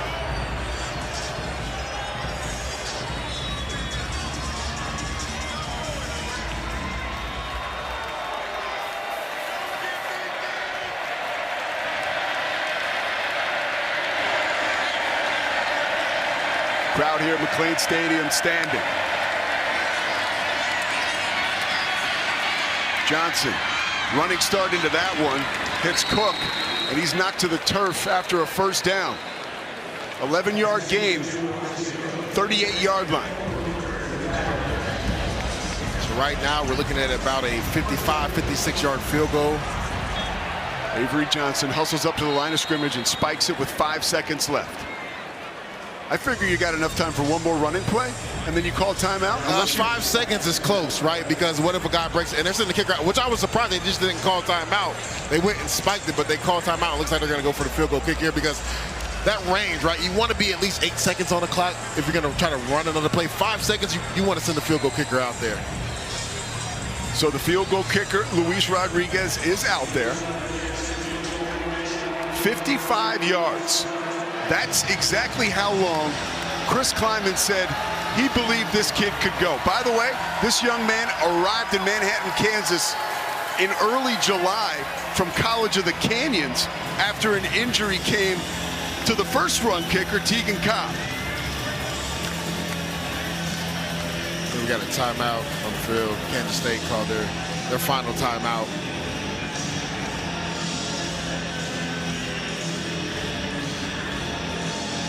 Defensive coordinator Joe Klanderman said Chris Kleiman just connects with people, and every day he tries to have an impact on someone. Can Luis Rodriguez have an impact on him today? He's had an impact the entire season. He's been nails for them. I thought something that was really interesting. Caden Knighton, the running back, he was on the field goal block team on the edge. They're trying to use some of that speed to come off the edge and potentially get a block from him. Let's see if he goes back out there again, but he was just out there on the field. Looks like they took him off this time, though.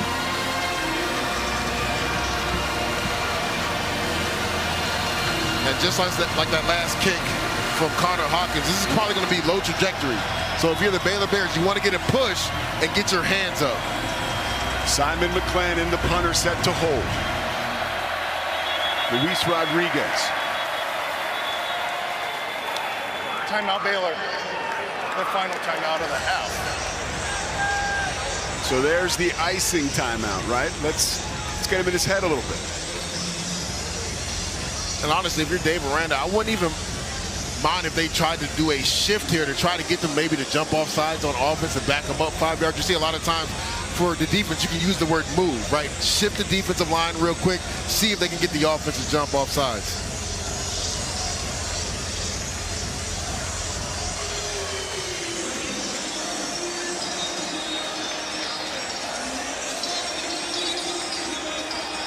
Five seconds on the clock.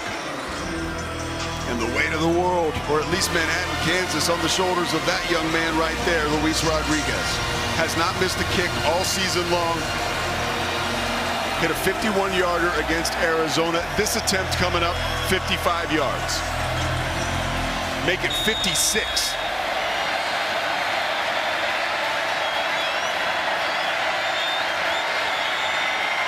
Kick is up and it's blocked. Caden Jenkins grabs it. What I talked about, Pete, right? Low trajectory. Get your hands up. What a block by the Baylor Bears. I believe there's 1 second on the clock still. They're going to have to get everybody off the field. But what the game is not over. The game is not over. What a special teams play. Put 2 seconds on the game clock. 2 seconds on the game clock, please. What a special teams play by Baylor. Again, low trajectory because you're going for a 56-yard field goal. You want to get that push and get your hands up. Cooper Lands, 6'4", rises to the occasion here literally. Let's take a look. Nice job. Getting low. You see him right here? And he was actually on the way down when I got hit. That was a very, very low kick. Right there, Luis Rodriguez is trying to power this through this 56-yarder. Nice job by Cooper Lands getting his hands up to block that kick. Elation from Dave Aranda. An amazing situation here in Waco. Baylor has battled back from down 14 with 8.5 minutes left in the fourth quarter. They've done it again. You talked about it, right? The SMU game, they were in the same scenario, and that shows you the mental toughness and fortitude of this team, right? To battle back. Now 14 in the fourth quarter. They put a couple drives together. The defense comes away with big stops, and then special teams right there getting a crucial block to win the game. 35-34 is the final score here from Waco, Texas. We knew it was going to be hot today. We didn't know it was going to be hot like this. You talked about it in the intro, right? This is going to be an explosive game, a lot of explosive ability out on the field. But we saw guys on defense making plays as well. And again, the game ended on a special teams play. Conference play, game's always going to come down to the wire. And the tide turned on an interception for a touchdown by this young man, Jacob Redding, standing by with our own Torrey Petrie. Jacob, I think we expected to see the offense score a lot here in this game, but what a game for your defense and your special teams. What makes you most proud of your guys today? I mean, we fought. We were down 14 in the fourth quarter, somewhere we've been before. We knew what we had to do. We knew we had to keep fighting, and we don't give up till the whistle ends. To the last play of the game, we're not giving up. So it's just a testament to what we work on every week and what our coaches tell us and that we believe. We talked this week about how when you first joined this team as a walk-on, nobody knew your name. Well, they certainly know your name after that pick six. Walk me through what you saw on that play. Well, I mean, it was isolation, corner blitz, so I knew I had to make a play. I knew they were going to come to me if they saw the corner blitz, and I mean, he made a play. He stepped in front, picked it off, and saw my guys blocking for me. So. What were the emotions like on the sideline celebrating that one? We saw you with the Bears suit on. What was it like celebrating that one? Oh, I was so tired. I was so tired. But I mean, it's your brothers, and they're jumping on you. They're telling you all these things and just congratulating you, man. It's just like dream come true.